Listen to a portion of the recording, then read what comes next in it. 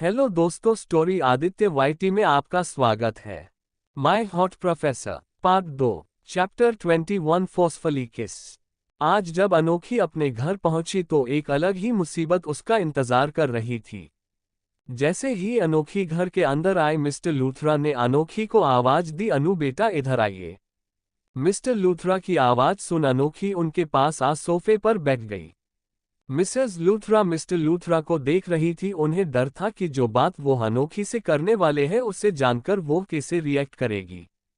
Mister Luthra बेटा आपकी पढ़ाई कैसी चल रही है? ऐश बेटा कैसी है?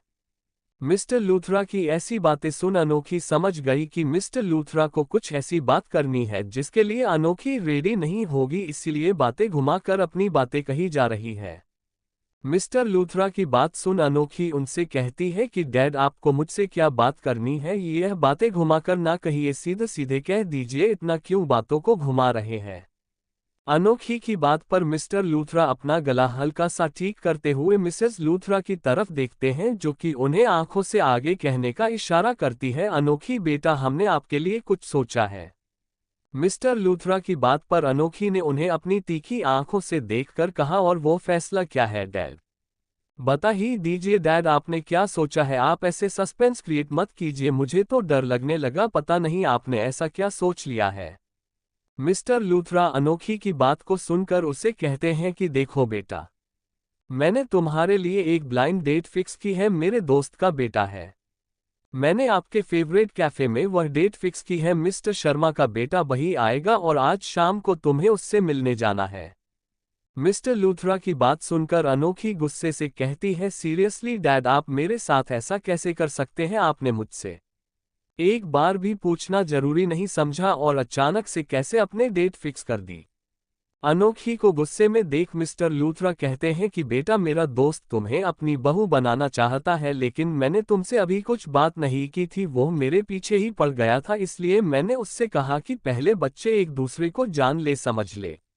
जब उन्हें लगे कि वह एक दूसरे के लिए कंपेटेबल हैं तभी रिश्ते को आगे बढ़ाया जाए, इसलिए मैंने तुम्हारी ब्लाइंड डेट फिक्स की है। मिस्टर लूथरा की बात सुनकर अनोखी गुस्से में मना करते हुए कहती है कि आपको वही मना कर देना चाहिए था। मैं नहीं जाने वाली किसी के साथ कोई भी ब्लाइंड डेट पर। बात को बिगड़ता देख मिसेस लूथरा कहती है कि बेटा आपकी मर्जी के बिना कुछ नहीं होगा, ये सिर्फ एक ब्लाइंड डेट ही तो है, आपको मिलना है। अगर आपको वह लड़का जम रहा है तो ठीक है, नहीं जम रहा है तो डैड मिस्टर शर्मा को मना कर देंगे, इसमें कौन सी बड़ी बात है? पर आप भी सोचिए, डैड ने अपने दोस्त को कमिटमेंट दे दी है, इसीलिए आप चले जाइए ब्लाइंड डेट अटेंड करने। प्लीज चले जाइए, डैड की बात का मान रख लीजिए बेटा। अपने मॉम डैड की बात सुन अनोखी उन्हें अपनी तीखी नजरों से देखती है और सोचती है, क्या ही पेरेंट्स मिले हैं, काफी अच्छे से इमोशनल ब्लैकमेल करना जानते हैं। आखिर में अनोखी हार मानते हुए कहती है कि ठीक है मैं चली जाऊंगी, पर आखिरी फैसला मेरा होगा कि मुझे उसे लड़के से आगे रिश्ता रखना है कि नहीं, इसके लिए आप मुझे फोर्स नहीं करेंगे। मैं आपकी बात मान रही हूं और आप मेरी बात मानेंगे। आप मिस्टर शर्मा को साफ साफ मना कर देंगे। अनोखी की बात सुनकर mister Luthra and Mrs Luthra एक अच्छे बच्चे की तरह हाँ में सिर हिला देते हैं। अपने मॉम और डैड की हाँ सुनकर अनोखी गुस्से से खड़े हो पैर पटकते हुए अपने रूम की तरफ चली जाती है। अनोखी अपने रूम में आकर गहरी सांस ले सीधे ऐश को कॉल करती है। ऐश जो कि मिस्टर रॉय के ख्यालों में खोई हुई थी, अनोखी का कॉल आता देख उसे पिक करती है और मैडम अभी तो हम मिले थे, इतनी जल्दी मेरी याद आ गई। ऐश की बात सुनकर अनोखी भुन भुनाते हुए कहती है कि यह सब तेरे कारण हो रहा है। अगर तू इतनी जल्दी शादी नहीं करती मेरे घर वालों को ये ख्याल नहीं आता और न ही मुझे फोर्स करते। अनोखी की बात पर ऐश एक पल को शॉक एक्सप्रेशन से कहती है कि पागल हो गई है क्या, ये क्या बोल रही है? सामने से अनोखी कहती है कि पापा ने मेरे लिए एक ब्लाइंड डेट फिक्स की है और नीचे जो भी बात हुई थी धीरे धीरे कर ऐश को सारी बातें बता देती है। अनोखी की बात पर ऐश कुछ पल रुक जोर जोर से हंसने लगती है और कहती है कि ठीक है ना, चली जा, कुछ नहीं होता। डेट पर जाने में सुन एक काम करना, ब्लैक कलर की ड्रेस पहनना, उसमें तू बहुत अच्छी लगती है। ऐश की बात सुन अनोखी गुस्से में दांत किटकिटाते हुए कहती है, तू मेरी प्रॉब्लम सुन, हंस रही है और गुस्से में कॉल कट कर देती है। कुछ देर खुद को शांत कर बाथरूम में फ्रेश होने के लिए चली जाती है। बाथरूम से वह ड्रेसिंग रूम की ओर जाती है तो उसे ऐश की बात याद आती है। जब ऐश ने कहा था कि वह ब्लैक ड्रेस में अच्छी लगती है, पता नहीं उसने क्या सोचा और वह वहां जा एक सुंदर सी ब्लैक ड्रेस निकलती है और उसे पहन लेती है। कपड़े चेंज कर अनोखी ड्रेसिंग टेबल के सामने रेडी होने लगती है। उसने अपने बालों को खुला छोड़ा हुआ था और एक छोटा सा क्लचर लगाया हुआ था। आंखों में मस्कारा, हल्की पिंक लिपस्टिक, कानों में छोटी छोटी टॉप्स पहनी हुई थी। बस इतने में ही अनोखी कहर ढा रही थी। अपनी हिल्स पहन ड्रेस से मैचिंग बैग ले अनोखी रूम के बाहर निकल जाती है। जब वह हॉल में आती है तो देखती है कि उसके मॉम डैड बैठे हुए हैं। मॉम उठकर अनोखी के पास माथे को चूमते हुए कहती है, बेटा आप बहुत सुंदर लग रही है। अनोखी हल्का मुस्कुरा देती है। अनोखी अपनी मॉम के गाल पर किस कर अपने डैड के पास आती है और उनसे पूछती है कि मैं उसे कैसे पहचानूंगी। तो डैड कहते हैं कि उसने व्हाइट कलर की एक शर्ट पहनी हुई है और उसका नाम आयुष शर्मा है। अनोखी हाँ में सिर हिला घर से बाहर निकल जाती है। पार्किंग एरिया में अनोखी एक कार निकालती है और उसमें बैठ कैफे की ओर निकल जाती है। अनोखी कुछ देर में ही कैफे पहुंच जाती है। कैफे पहुंचकर वो चारों तरफ देखती है पर उसे वहां कोई नहीं दिखता। तो वह झील के पास निकल जाती है। झील का शांत माहौल देख उसे बड़ा सुकून मिल रहा था। वह वहीं लगे टेबल पर बैठ जाती है और आयुष शर्मा का वेट करने लगती है। कुछ देर वेट करने के बाद भी जब मिस्टर शर्मा का बेटा नहीं आया तो उसे गुस्सा आने लगती है। एक तो वैसे ही उससे आने का मन नहीं था, ऊपर से इन महाशय को लेट होना है। जैसे ही अनोखी वहां से उठकर जाने लगती है तो उसकी टेबल के पास एक शख्स आता है और कहता है, क्या आप वही हैं जिसके साथ आज मेरी ब्लाइंड डेट है? उस शख्स की बात सुन अनोखी को लगता है कि वह मिस्टर शर्मा का बेटा आयुष शर्मा है, इसलिए वह हाँ में अपनी गर्दन हिला देती है, हाँ मैं वही हूँ। वह शख्स अनोखी के सामने वाली चेयर पर बैठ जाता है। अनोखी उसके बैठने के बाद थोड़ा गुस्से में कहती है, मिस्टर आपको लगता नहीं कि आपके टाइम जैसे ही दूसरों का टाइम इम्पोर्टेंट होता है? अनोखी की बात पर वो लड़का समझ जाता है कि अनोखी उसे लेट आने पर ताने मार रही है। उस लड़के को कुछ न बोलता देख वो चुप हो जाती है। कुछ देर तक दोनों चुप ही रहते हैं पर उनके मन बकायदा बोले जा रहे थे। अनोखी सामने बैठे शख्स को देख रही थी। अनोखी मन में कहती है, दिखने में तो अच्छा है, हैंडसम भी है, पर अभी मुझे ये सब नहीं करना है और क्या पता है इसके हैंडसम चेहरे के पीछे कौन सा राक्षस है। वैसे ही मैंने सुना है सुंदर दिखने वाले लड़कों को एक नज़र में नहीं परखना चाहिए। सामने बैठा शख्स आप अनोखी के हर एक्शन को देख रहा था और मन में कहता है कि लगती तो नहीं है ये फ्लटी टाइप की कि यह एक शुगर डैडी की तलाश में है। फिर आकाश ने ऐसा क्यों कहा कि जिस लड़की के साथ उसकी ब्लाइंड डेट है वो एक शुगर डैडी गर्ल है? दोनों अपने ही ख्यालों में गुम थे। उन ख्यालों को तोड़ते हुए वह शख्स अनोखी से कहता है, मिस आप क्या पीना पसंद करेगी? अनोखी उस शख्स की बात सुन कहती है कि मैं काफ़ी पीऊंगी, आपको जो पसंद हो वह आप ऑर्डर कर लीजिए। वह शख्स वेटर को बुलाकर 2 कॉफ़ी ऑर्डर करता है। तो अभी फिलहाल आप क्या कर रही हैं और हमारे ब्लाइंड डेट को लेकर आपके क्या विचार? अनोखी उस शख्स को देख मन में सोचती है कि कितना उतावला हुआ जा रहा है। यह मेरा जवाब जानने के लिए लड़के रहते ही है। ठर की मेरी सोच बिल्कुल सही थी, लड़कों की शकल पर नहीं जाना चाहिए। अनोखी खिसियानी हंसी हंसकर कहती है कि जी अभी मैं कॉलेज कर रही हूँ और मेरा विचार अभी फिलहाल इस डेट को लेकर कुछ खास नहीं है, और वैसे भी हम जस्ट अभी मिले हैं, पहली ही मीटिंग में चीजें डिसाइड नहीं करती हूँ। वो शख्स मन में सोचता है ये लड़की कुछ ज्यादा ही चालाक है, यह ऐसे भोले बनकर लोगों को फंसाती है। कैसे बोल रही है कि मैं कॉलेज में पढ़ती हूँ, इसकी तो आज मैं अकल ठिकाने लगा दूंगा। दोनों ही एक दूसरे को देख रहे थे। दोनों के मन में अलग अलग बातें चल रही थी। कुछ ही देर में दोनों का ऑर्डर आ जाता है। धीरे धीरे वह दोनों बातें कर रहे थे। अनोखी को ये ब्लाइंड डेट बोर लग रही थी क्योंकि यह सब कुछ ज्यादा ही बोल्ड होता जा रहा था। सामने वाला शख्स अनोखी को इतना इनोसेंट बिहेवियर को देख मन में सोचता है कि यह ऐसे तो सीधी बात बोलेगी नहीं, मुझे ही कुछ करना पड़ेगा। कुछ सोचते हुए वह शख्स मुस्कुरा देखा है। उसकी मुस्कान देख अनोखी को कुछ डाउट होता है, वह कुछ कहने वाली थी कि सामने से वह शख्स अनोखी के हाथ के ऊपर अपना हाथ रख देता है। अनोखी अपने हाथ पर उस शख्स का हाथ देख अपनी आंखें बड़ी कर उसे देखती है। अनोखी की आंखों को इग्नोर कर वह शख्स अनोखी के हाथ को धीरे धीरे सहलाने लगता है। तो मैं कहा था मिस, आज की ब्लाइंड डेट तो हो गई, तो रात का क्या प्लान है? हम रात में कहाँ चल रहे हैं? जगह आप डिसाइड करेगी या मैं अपने रूम ले चालू हमारी ब्लाइंड डेट को रोमांटिक डेट में कन्वर्ट करने। उस शख्स की ऐसी वल्गर बातें सुनकर अनोखी को गुस्सा आने लगता है। बहुत जोर से अपना हाथ झटक कर उससे छुड़ा लेती है और उसके सामने जो काफी आधी बची हुई थी, जो कि हल्की ठंडी हो गई थी, उस शख्स के ऊपर फेंक देती है। उस शख्स की वाइट शर्ट कॉफी के कारण गंदी हो गई थी और अपनी उंगली दिखा उसे कहती है, ये अपनी घटिया हरकतें अपने पास रखना, मैं कोई एरी गैरी लड़की नहीं हूं। अनोखी के ऐसे रिएक्शन पर वह शख्स अपने गुस्से से भरी आंखों से अनोखी को देखता है, पर अनोखी उसकी नजरों को इग्नोर कर अपना बैग उठा वहां से उठकर जाने लगती है। अनोखी को अपने हाथों से निकलता देख वो उसका हाथ पकड़ कसकर अपनी ओर खींचता है। खींचे जाने पर अनोखी का सिर उस लड़के के सीने पर लगता है। कुछ देर तक तो दोनों को समझ ही नहीं आता कि हुआ क्या। अनोखी गुस्से में उस लड़के से दूर हो एक तमाचा खींचकर उस लड़के के गाल में जड़ देती है और कहती, यू ब्लडी बस्टर्ड, तुम्हें समझ में नहीं आता क्या ब्लाइंड डेट पर लड़की से ऐसे मिसबिहेव करते? अनोखी गुस्से में बोलती है, तुम खुद को समझते क्या हो और तुमने मुझे क्या समझ रखा है? अनोखे के चांटा मारने से उस शख्स का मेल ईगो हट हो जाता है और वो अनोखी को वापस से खींच बालों को पकड़ उसके होठों पर अपने होठ रख देता है। अनोखी अपने हाथों से उसके सीने में मारती है। वो शख्स अनोखी को किस करने में इतना खो गया था कि उसे अनोखी के प्रोटेस्ट से फर्क नहीं पड़ रहा था। वो लगातार अनोखी के होठों को किस कर रहा था जैसे कि उसे उसकी मनपसंद चीज मिल गई हो। उसकी ये गुस्से वाली किस पैशनेट किस में बदल गई थी। अनोखी लगातार उसे धक्का दिए जा रही थी, पर वह शख्स अनोखी को गहरी किस करने में लगा हुआ था। वह कभी उसके नीचे वाले होठों को चूसता तो कभी ऊपर वाले होठों को।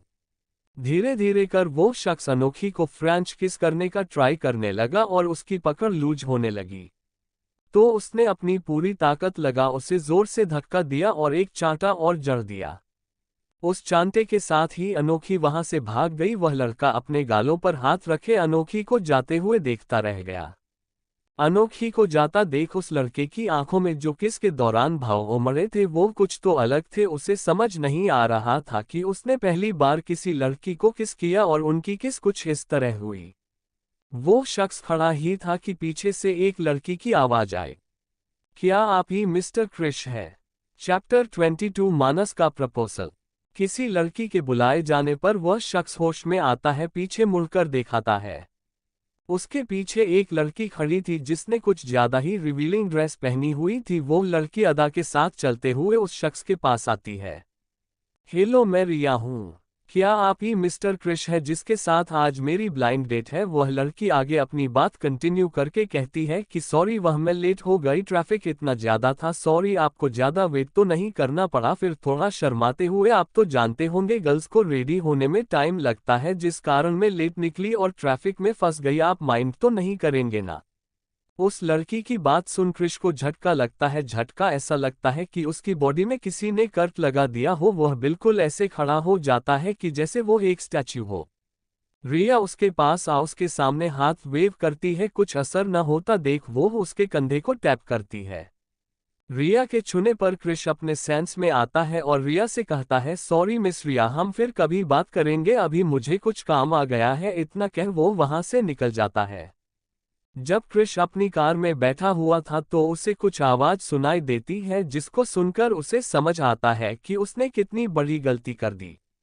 डैड, आपने तो कहा था अपनी किसी को ब्लाइंड डेट के लिए भेजा है, पर वो लड़की मुझे दूर दूर तक नहीं दिख रही है। मैं कब से उसका वेट कर रहा हूँ। अब मैं यहाँ से निकल रहा हूँ। अब आप मुझे किसी भी ब्लाइंड डेट पर नहीं भेजेंगे। इसके साथ ही वो जो कि शर्मा जी का बेटा था वहां से निकल जाता है और रह जाता है हमारे क्रिश बाबू के फेस पर शॉक एक्सप्रेशन।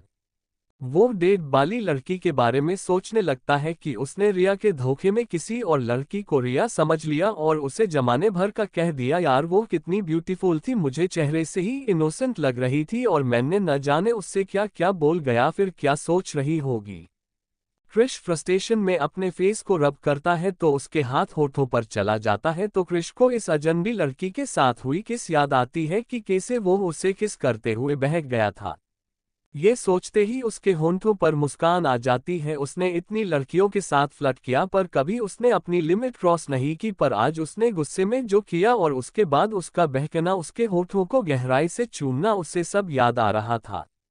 तो मिस अजनबी, आज इस क्रिश की पहली किस को आपके नाम किया गया है, तो अब आपका भी फर्ज है कि अब आप सिर्फ बनकर रहे। इसके साथ ही क्रिश के चेहरे पर डेविल स्माइल आ जाती है। तो मिस अजनबी को अब ढूंढना पड़ेगा आखिर हमारी पहली किस चुराई है अपने, और सबसे बड़ी पनिशमेंट तो यह है, इतने टाइम तक हमसे छुपकर रही और मिली भी तो सीधे हमें घायल करके है। इसके साथ ही क्रिश मुस्कुराते हुए अपनी कार लेकर निकल जाता है।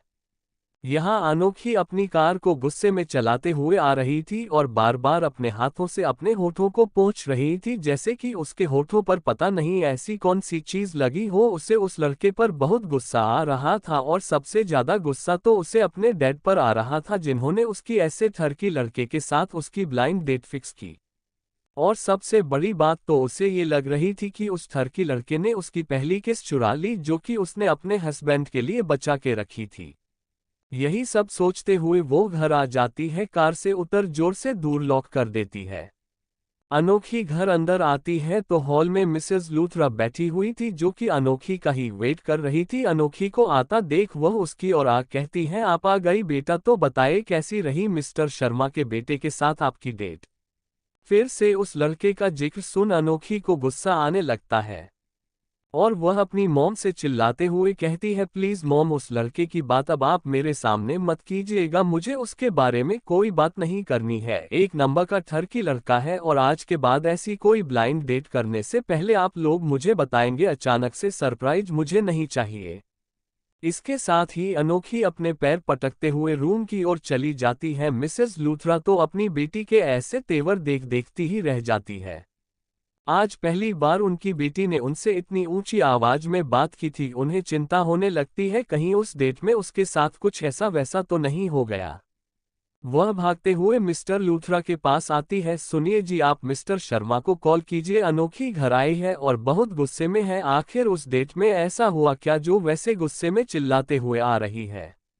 मिस्टर लूथरा मैसेज लूथरा की बात सुनकर मिस्टर शर्मा को कॉल करते हैं। मिस्टर शर्मा उनको सारी बात बता देते हैं, कॉल कट कर रख देते हैं और मैसेज लूथरा की तरफ देखते हैं, जो कि उनको ही इम्पेशन के साथ उनको ही देख रही थी। क्या हुआ, क्या बात की मिस्टर शर्मा ने। मिस्टर लूथरा कहते हैं कि मिस्टर शर्मा बता रहे थे कि उनका बेटा लेट हो गया था और टाइम से डेट पर नहीं पहुंचा और अनोखी को बहुत वेट करना पड़ा, जिसके कारण शायद वह गुस्से में है और उसे जाना नहीं था। हमने उसे जबरदस्ती भेजा, इसलिए वह इतना गुस्सा दिखा रही है। मिस्टर लूथरा की बात सुन मिसेस लूथरा की जान में जान आई है और वह कहती है, मैं उससे कल बात करूंगी, वैसे भी हमने उसे भेजकर गलती कर दी, वो बहुत गुस्से में है अभी। सुबह का समय। आज की सुबह कुछ लोगों के लिए बहुत अच्छी थी तो कुछ लोगों के लिए रात के एक्सपीरियंस को लेकर अच्छी नहीं थी। तो आइए जानते हैं हमारी ऐश अनोखी आकर्ष और क्रिश की जिंदगी में ये सुबह क्या लेकर आए हैं। रोज के जैसे ही ऐश रेडी हुई। उसने एक pink frock, short suit with jeans और बैग कैरी किया हुआ था, बालों की एक पोनी और आंखों में गहरे काजल, थोड़ा सा सिंदूर जो कि बालों में छुपा हुआ था। हमारी ऐश ये सब नहीं करती, बट अनुभा जी ने कहा था, वो भी इतने प्यार से, इसलिए वो उनका मान रख रही थी।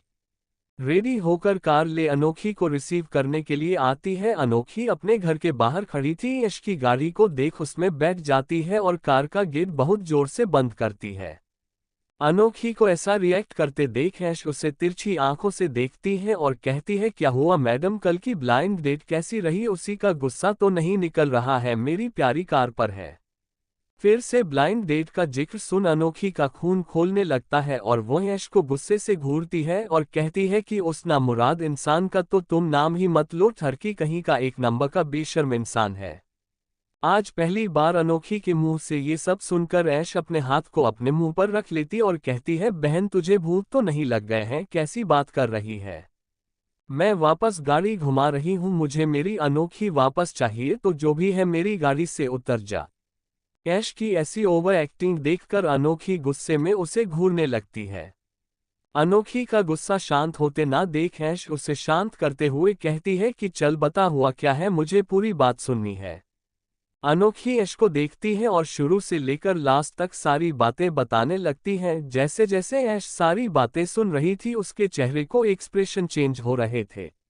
जब हमारी प्यारी अनोखी अपनी कथा पुराण खत्म करती है तो ऐश उसके चेहरे को पकड़ घूर के उसके चेहरे को देखती है। ऐश की ऐसी हरकत पर अनोखी उसका हाथ झटक देती और कहती, तू मेरे चेहरे को क्यों देख रही है? तो ऐश मजाकिया ढंग से बोलती है, मैं देख रही हूं कि जिस लड़की ने मुड़कर कभी किसी लड़के को नहीं देखा उस लड़की की पहली किस किसी अजनबी लड़के ने ले ली। और हंसते हुए, वह भी ब्लाइंड डेट के नाम पर। इतना कहने के साथ ही वो जोर जोर से हंसने लगती है। ऐश का ऐसा रिएक्शन को देख अनोखी का गुस्सा और बढ़ने लगता है और वह उसे अपने हाथों से मारने लगती है। ऐसे ही दोनों लोग नोक-झोंक करते हुए कॉलेज पहुंच जाते। कॉलेज पहुंचकर दोनों अपनी क्लास की ओर चले जाते हैं। आज क्लास में ऐश को सरप्राइज जो मिलने वाला था। दोनों जैसे जैसे कॉरिडोर से आगे बढ़ रहे थे उनको कॉलेज में कुछ ज्यादा ही चहल पहल दिख रही थी, क्योंकि फ्रेशर्स पार्टी की तैयारी चल रही थी जिसके कारण ज्यादातर क्लासेस नहीं लग रही थी। दोनों जब अपनी क्लास में आती है तो देखती है कि क्लास में कम ही बच्चे हैं और वह भी जाने वाले हैं। अनोखी कहती है कि आज तो नहीं लगता कि यहाँ पढ़ाई होगी, चलना कहीं घूमकर आते हैं, वैसे भी मेरा मूड खराब है। अनोखी ऐश की बात पर कुछ कहती इतने में ही उसे गेट के पास जोर जोर से चिल्लाने की आवाज आने लगती है। आवाज को सुनकर दोनों गेट की तरफ देखते हैं तो गेट के सामने के रास्ते में फूल बिछे हुए थे और मानस उन फूलों के सामने एक घुटने को बेंड किए बैठा हुआ था।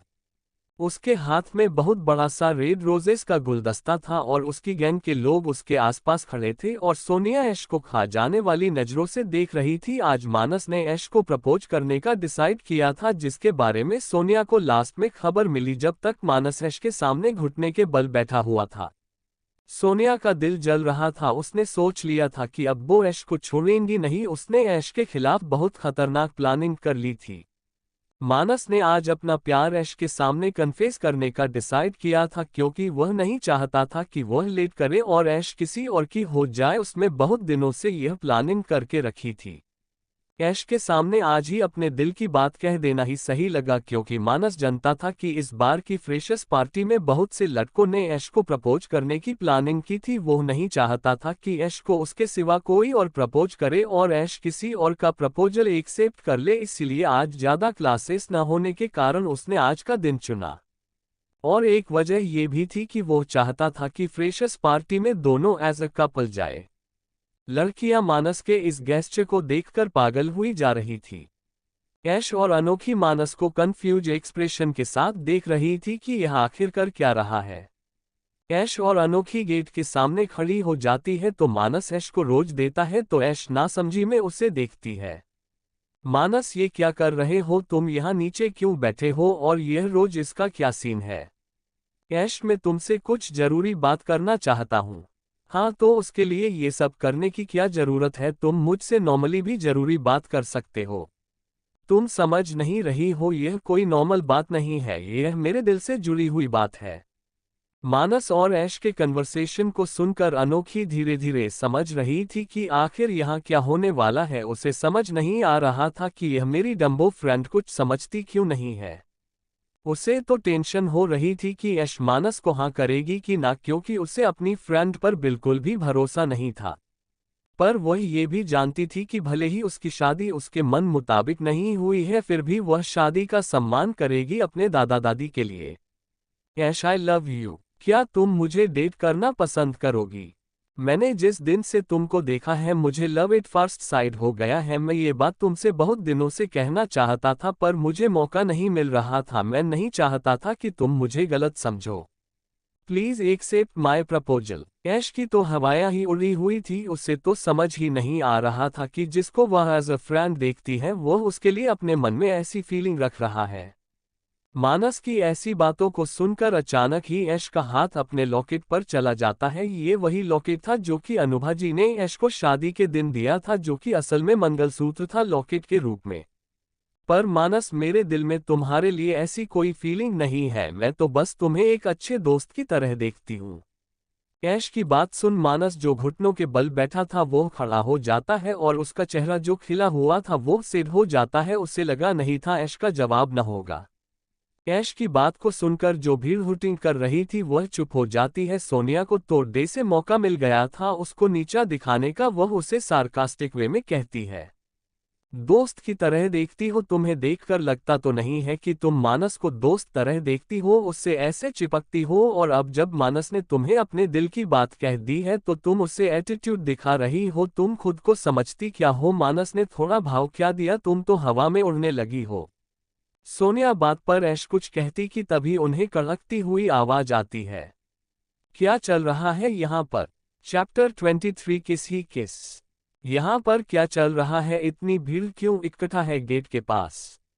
एक भारी सी आवाज उस माहौल में गूंज गई। उस आवाज को सुनकर सभी लोगों ने पीछे पलट कर देखा तो सब चौंक गए क्योंकि मिस्टर राय गुस्से से सबको देख रहे थे।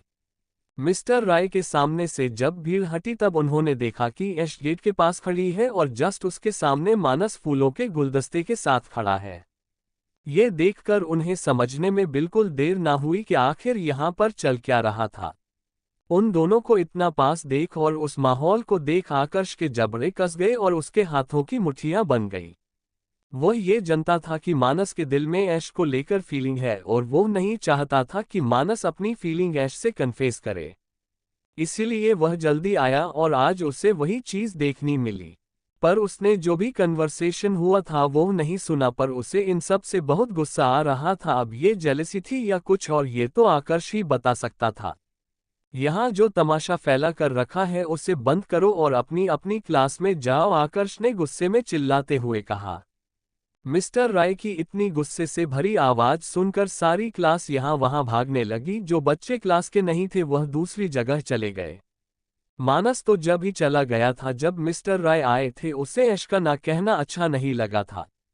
सोनिया भी जाते हुए ऐश्वर्या को एक विनिंग स्माइल देते हुए चली गई, जैसे कि वो यही चाहती थी कि ऐश सबकी नजरों में गिर जाए और सबसे ज्यादा तो मानस की, और वह मानस से दूर हो जाए। उसे यह सोचकर ही खुशी हो रही थी। यह सब देखने के बाद मिस्टर राय ऐश का क्या हाल करेंगे, पर उसे थोड़ी चिंता भी थी कि इसमें मानस भी इन्वॉल्व है।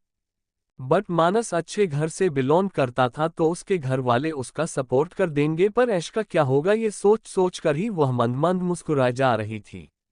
अब वहां पर सिर्फ अनोखी और ऐश बच गए। मिस्टर राय ऐश के सामने आ अपने गुस्से को कंट्रोल करते हुए कहा, क्या मिस कपूर अभी तक अपने अनफिनिश्ड प्रपोजल से बाहर नहीं आए हैं, या मैं आपको अलग से इनविटेशन दूं कि आप क्लास में जाएं और वहां बैठे और मैं क्लास ले सकूं? ये सब मिस्टर रॉय सरकास्टिक वे में कह रहे थे। मिस्टर राय की ऐसी बातों को सुन ऐश ने अनोखी को नजर देखा और क्लास में चली गई। ऐश मन में अभी भी मानस ने आज जो किया वह घूम रहा था, इसलिए उसने मिस्टर राय की बात का कोई जवाब नहीं दिया। उसे तो यकीन ही नहीं हो रहा था कि जिसको वह एक फ्रेंड मान रही है वह अपने दिल में इस तरह की फीलिंग रख रहा है उसको लेकर, और यह बात अनोखी बहुत अच्छे से जानती थी ऐश के दिमाग में अभी क्या चल रहा है। मिस्टर राय क्लास में आए और पूरी क्लास को गुस्से से घूरा। जो एक्साइटमेंट और जो बेताबी थी उसके मन में ऐश को लेकर, पर यह सब देखकर वैसे ही उसका दिमाग खराब हो चुका था। ऐश के लिए अभी जो था वो बस गुस्सा था। मेरा मानना सही था कि यह लड़की कभी नहीं सुधरेगी। आकर्ष ने इस पूरे सीन को एक अलग ही तरीके से ले लिया था, क्योंकि उसने वहां हो रही कन्वर्सेशन को नहीं सुना था। उसने जो अपनी आंखों से देखा उसी को अस्यूम कर लिया। सारे स्टूडेंट शांत होकर मिस्टर राय की क्लास में ध्यान देने लगी। मिस्टर राय एक नज़र सबको देख पढ़ाने लगे और उनसे बीच बीच में क्वेश्चन पूछ रहे थे। एक तरह से कहा जाए अपने गुस्से के कारण पनिशमेंट ही दे रहे थे। जब क्लास खत्म हो गई तो सारे इंतजार ही कर रहे थे कि कब मिस्टर रॉय क्लास से बाहर जाए। मिस्टर राय ने सबको बारी बारी से देखा और अपनी बुक्स उठाए और ऐश की ओर नजरें घुमाई, जो कि अभी कुछ देर पहले हुए सीन के ही बारे में सोचे जा रही थी। मिस कपूर, आकर्ष ने ऐश की ओर देखकर कहा, पर हमारी ऐश जो कि अपने होश में नहीं थी क्योंकि उसका ध्यान तो कहीं और ही था। मिस्टर रॉय ने तेज आवाज में कहा, मिस कपूर।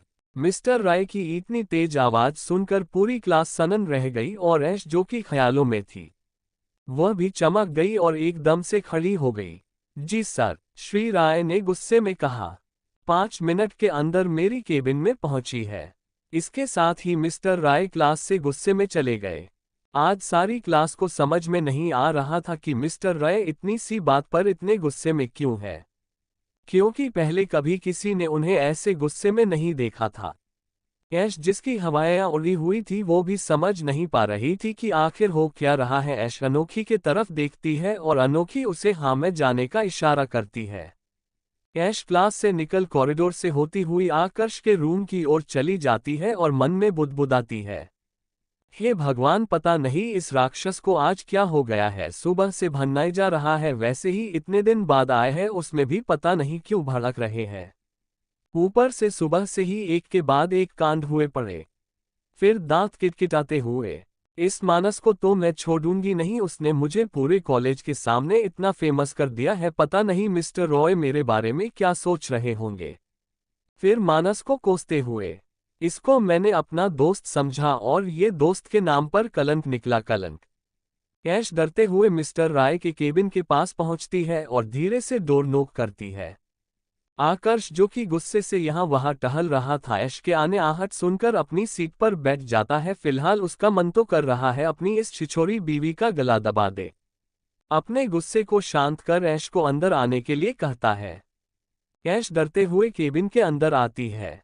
वैसे तो उसे किसी से डर नहीं लगता, पर पता नहीं क्यों आज उसे मिस्टर राय के गुस्से को देखकर डर लग रहा था। जी सर, आपने मुझे बुलाया?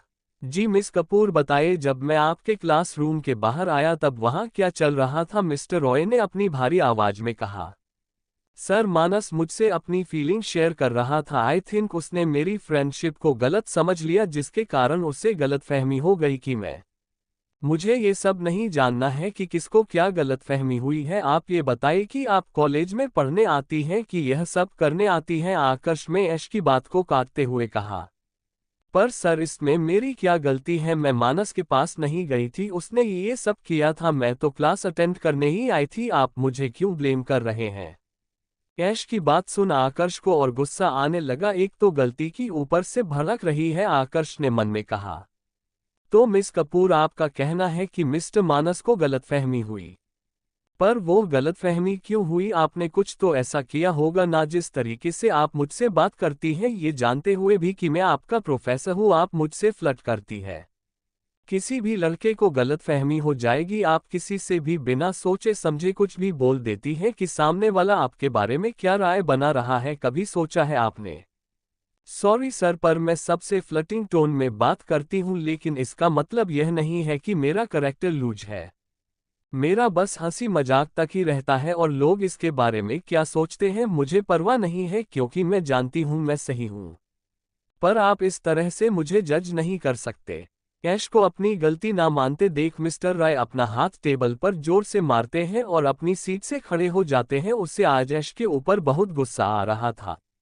मिस्टर रॉय का ऐसा रिएक्शन देख ऐश डर जाती है और 2 कदम पीछे हो जाती है। ऐश को खुद से डरता देख मिस्टर रॉय ऐश के करीब आ उसके कंधे से पकड़ दीवार से सटा देते हैं। आकर्ष ने ऐश को दीवार से सटा दिया और ठीक उसके सामने खड़े हो उसकी आंखों में देखते हुए कहा, मिस कपूर, आप यह मत समझिए कि आपके इस तरह से कहने से लोगों की सोच बदल जाएगी। आपने अपनी एक ऐसी इमेज बना ली है जिसमें कोई भी लड़का आपका फायदा उठाकर चल जाएगा। आप ये सोचती ही नहीं है कि लोग आपके बारे में, आपके घर वालों के बारे में क्या सोच रहे हैं। आप किसी को भी बिना सोचे समझे कुछ भी बोल देती हैं। मिस्टर रॉय की ऐसी बातें सुनकर ऐश को गुस्सा आने लगता है। मिस्टर रॉय जो कि ऐश के बिल्कुल पास खड़े हुए थे, ऐश उन्हें खुद से दूर करने लगती है। वह मिस्टर रॉय के सीने में दोनों हाथ रख उन्हें पुश करती है, पर मिस्टर रॉय उसके दोनों हाथों को पकड़ दीवार से सटा देते हैं। ऐश दांत पीसते हुए कहती है, सर मेरे हाथ छोड़िए, आप लिमिट क्रॉस कर रहे हैं। अच्छा, मैं लिमिट क्रॉस कर रहा हूँ? और जो आप मेरे साथ करती हमेशा वो क्या है? आप मुझे खुद ही सिग्नल देती है कि मैं आपके साथ ऐसी हरकतें करूँ। मैं बस मजाक में आपको बोलती थी, मेरा इंटेंशन आपको लेकर ऐसा कुछ नहीं था, ऐश ने खुद को चुड़ाते हुए कहा। पर मेरा इंटेंशन आपको लेकर बहुत कुछ करने का है, मिस्टर रॉय ने कहा। ऐश आंखें बड़ी कर मिस्टर रॉय की तरफ देखती है। उसे तो विश्वास ही नहीं हो रहा था कि मिस्टर रॉय ऐसा कुछ भी कर सकते हैं। मिस्टर रॉय की बात सुन सब ऐश को उनसे डर लगने लगा। एक तो वो दोनों बहुत पास खड़े थे, दोनों के बीच से हवा निकलने तक की जगह नहीं थी। मिस्टर रॉय की करीबी से ऐश का दिल जोरों से धड़क रहा था और उसके लिप्स कांप रहे थे और उसके धड़कते दिल की आवाज आकर्ष सुन सकता था। ऐश के कांपते होठों को देख आकर्ष के दिल की धड़कनें बढ़ गई।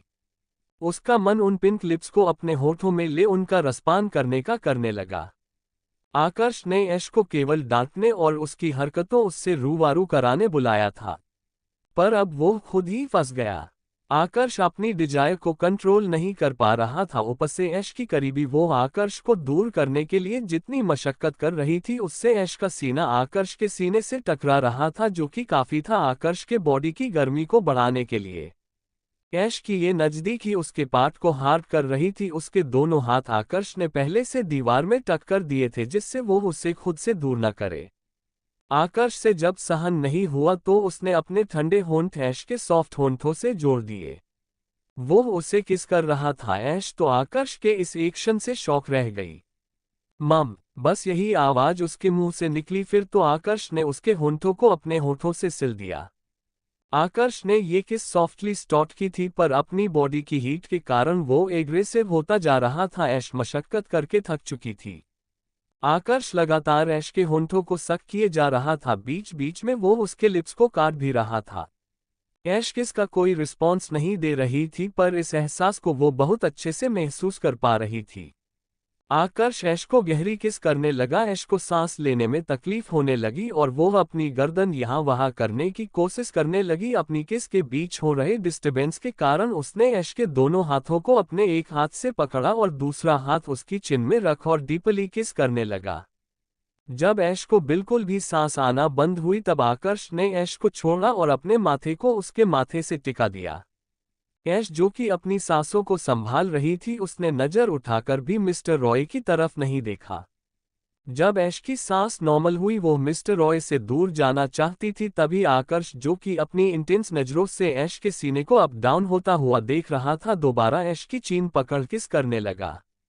दोबारा मिस्टर रॉय के किस करने से ऐश शॉक हो गई। इस बार आकर्ष ऐश के होठों को चूस रहा था, कभी ऊपर के तो कभी नीचे के। ऐश ने देखा कि आकर्ष उसे छोड़ने के मूड में नहीं है, तो उसने अपनी पूरी ताकत लगा मिस्टर रॉय को खुद से दूर किया। धक्का इतना जोर का था कि मिस्टर रॉय, जो कि ऐश के होंठों को चूसने में बिजी थे, अचानक हुए हमले से संभल नहीं पाए और वो 2 कदम पीछे हो गए। उसके होंठ, जो कि ऐश के होंठों पर थे, एक आवाज के साथ अलग हो गए। चैप्टर 24 आकर्ष को पी दिए थप्पड़। ऐश ने अपनी पूरी ताकत लगाकर आकर्ष के सीने में हाथ रख जोर से धक्का मारा, जिससे आकर्ष, जो ऐश को किस करने में खोया हुआ था, वह एकदम से दूर हो गया। उन दोनों के लिप्स, जो कि आपस में जुड़े हुए थे, ऐश के धक्का देने के कारण एक आवाज के साथ एक दूसरे से अलग हो गए। ऐश के द्वारा अचानक किए गए इस एक्शन के कारण आकर्ष, जो कि कुछ समझ नहीं पाया। ऐश ने अपनी सांसों को काबू में किया और एक चांटा आकर्ष के गाल पर जड़ दिया। चांटा इतना जोरदार था कि पूरे कमरे में उसकी आवाज गूंज गई। आकर्ष का चेहरा दूसरी साइड मुड़ गया और उसका हाथ अपने चेहरे पर चला गया। आकर्ष का एक हाथ अपने चेहरे पर था और दूसरे हाथ की मुठ्ठियां कसी हुई थी। आज तक आकर्ष को किसी ने चाटा क्या ऊंची आवाज में बात तक नहीं की थी, पर इस पिद्दी बीवी ने सीधे उसे चाटा ही जड़ दिया। आकर्ष ऐश को बुरी तरह घूरने लगा। वहीं ऐश आकर्ष द्वारा घूरे जाने पर गुस्से में आकर्ष को देखती है और गुस्से में आकर्ष को उंगली दिखाकर कहा, हाउ डेयर यू टू किस मी। मैंने हंसी मजाक में आपसे बात क्या कर ली, थोड़ा आपसे फ्लर्टिंग कर ली, आप तो मेरे सर पर चढ़कर नाच रहे हैं। मैंने कहा ना कि मैं बस मजाक कर रही थी, आप इतना सीरियस क्यों ले रहे हैं इस चीज को। और वैसे भी आप होते कौन हैं मेरे कैरेक्टर पर उंगली उठाने वाले और मेरे घर वालों के बारे में बोलने वाले। मेरे घर वाले मुझे बहुत अच्छे तरीके से जानते हैं और आज जो कुछ भी हुआ उसमें मेरी गलती नहीं है। अगर मैं किसी को फ्रेंड जोन में रखकर उससे दोस्ती कर रही हूं और वह मेरी दोस्ती को अलग ट्रैक में लेकर जा रहा है, अपने दिल में मुझे लेकर एक अलग ही इमेज बना रहा है, तो इसमें मेरा नहीं उसका फॉल्ट है। इसलिए जो लेक्चर आप मुझे दे रहे हैं उसको दीजिए, समझ में आई बात। जो आज आपने किया है ना, वो सही नहीं है। इसके साथ ही मिस्टर राय को एक नज़र घूरते हुए देखा और उनके केबिन से चली गई। आज उसका दिमाग सुबह से ही खराब हो गया था, इसलिए उसने अनोखी को एक मैसेज डाला और अपनी कार की जा कॉलेज से निकल गई। आकर्ष हाथों की मुट्ठी बनाए ऐश को जाते हुए देख रहा था। ऐश के जाने के बाद उसने अपना हाथ अपने टेबल पर मारा। उसकी टेबल जो कांच की बनी हुई थी वह चकनाचूर हो गई। उससे बहुत तेज गुस्सा आ रहा था। उसने अपना गुस्सा वहां रखे सामान पर निकाला और सामान फेंकने लगा। तुम खुद को समझती क्या हो? हाँ, खुद गलती करती हो और मुझे ब्लेम कर रही हो। मैंने बस अपना हक लिया है, एक हस्बैंड होने का हक, और तुम्हारे पास से महसूस कर तुम्हें किस करने का, तुम्हें प्रपोज करने का केवल मुझे हक है। लेकिन तुम अपनी हरकतों से बाज नहीं आओगी। यह जो सब हो रहा है तुम्हारी हरकतों का ही नतीजा है। इसके साथ ही आकर्ष ने अपना बैग उठाया और कार की ओर चला गया। उसका इस समय इतना ज्यादा दिमाग खराब था कि यदि उसके पास अभी कोई आ जाता तो अपनी जान से जाता। वह 1 मिनट कॉलेज में नहीं रह सकता था। उसे अपने आप को शांत करने की जरूरत थी। आकर्ष अपने पीए को कॉल कर उससे कुछ बात करता है और अपना फोन कटकर साइड में फेंक देता है। क्या चल रहा है आकर्ष के दिमाग में, ये तो आकर्ष ही जानता था। देखते हैं आगे क्या होता है। ऐश गुस्से में कार ड्राइव करते हुए कपूर विला की ओर आ गई। गाड़ी को पार्किंग में खड़ा कर वह विला के अंदर चली गई। जब वह हाल में आई तो दादा दादी एक दूसरे से हंस हंस कर बातें कर रहे थे। दादा दादी को देखकर ऐश ने अपना मूड ठीक किया और चुपचाप अपने रूम की ओर जाने लगी। दादी ने ऐश को जल्दी आया देख कहा, क्या हुआ बेटा, आज आपका कॉलेज जल्दी ओवर हो गया? दादी जी ने ऐश को रोकते हुए कहा। हाँ दादी माँ, वह फ्रेशर्स पार्टी के कारण आज क्लासेस नहीं थी, इस कारण से जल्दी आ गई। मैं रूम में जा रही हूँ, थोड़ा थक गई हूँ इसलिए मैं आराम करने जा रही हूँ। ऐश की बात सुनकर दादी माँ ने हाँ में सिर हिला दिया। दादी की हाँ सुनकर है जल्दी से सीढ़ियों से चढ़कर अपने रूम की ओर चली गई। दादी माँ दादाजी की ओर मुड़कर कहती है कि मुझे कुछ गड़बड़ लग रही है। ऐश कभी भी ऐसे हमें इग्नोर नहीं करती है, कुछ हुआ है आज कॉलेज में? अनोखी से पूछिए ना जरा। दादी माँ की बात सुनकर दादाजी ने कहा, तुम भी बहुत चिंता कर रही हो। जब वह बोल रही है फ्रेशर्स पार्टी के कारण क्लासेस नहीं लग रहे हैं तो क्या ही वजह होगी? अब इस वजह से उसका मूड ऑफ होगा क्या? और वैसे भी तुम्हारी लाडली ऐसा कुछ करती ही रहती है कि खुद तो अपना मूड ऑफ करेगी, हमारा भी कर देगी। दादाजी की बात सुनकर दादी ने उन्हें आंखें दिखाते हुए कहा, आप मेरी पोती को कुछ मत बोलिए। ये जो कुछ भी हो रहा है ना सब आप ही की वजह से हो रहा है। मेरी पोती पहले कितनी खुश रहती थी, मेरे साथ कितना टाइम स्पेंड करती थी, पर जब से आपने उसकी शादी की है तब से वह अपने में ही गुम रहने लगी है। दादाजी दादी जी की बात सुनकर एक गहरी सांस भरते हुए कहते हैं, तुम तो मुझे ही हर चीज के लिए ब्लेम कर रही हो। कभी अपनी प्यारी पोती की हरकतें देखी है? अगर समय रहते मैं उसकी शादी नहीं करता तो जैसे तुम पहले छिछोरी हरकतें करती थी ना, वह भी ऐसे ही करती। वह तो अच्छा था कि मैं तुम्हें मिल गया, वरना क्या ही होता तुम्हारा और मेरी पोती का। सोचो, उसे इतना अच्छा हस्बैंड मिला है, यदि वो नहीं रहता तो उसे कोई नहीं मिलने वाला था। उसकी हरकतों को देखकर मुझे लगता है कि वह तो तुमसे भी 10 कदम आगे है। दादी माँ गुस्से में घूरते हुए दादाजी को देखने लगी और मुंह फुलाते हुए अपने कमरे में चली है। दादाजी दादी माँ को गुस्से में जाते हुए देखते हैं और मन में सोचते हैं, क्या मैं ज्यादा बोल गया है राम? यह मेरी पोती ना मेरा घर संसार उजाड़ कर ही मानेगी। अब मुझे अपनी सुमन को मानना पड़ेगा। ये सभी ऐश के कारण हुआ है और मुझे ज्यादा गुस्सा तो इस आकर्ष के कारण आ रही है। पता नहीं कहाँ रह गया है, आकर क्यों नहीं ले जाता अपनी बीवी को इधर? मेरी बीवी गुस्सा हो गई है, अब उसे मनाना पड़ेगा। क्या करूं क्या करूं? दादाजी यह कहते हुए अपने रूम की ओर जाते हैं।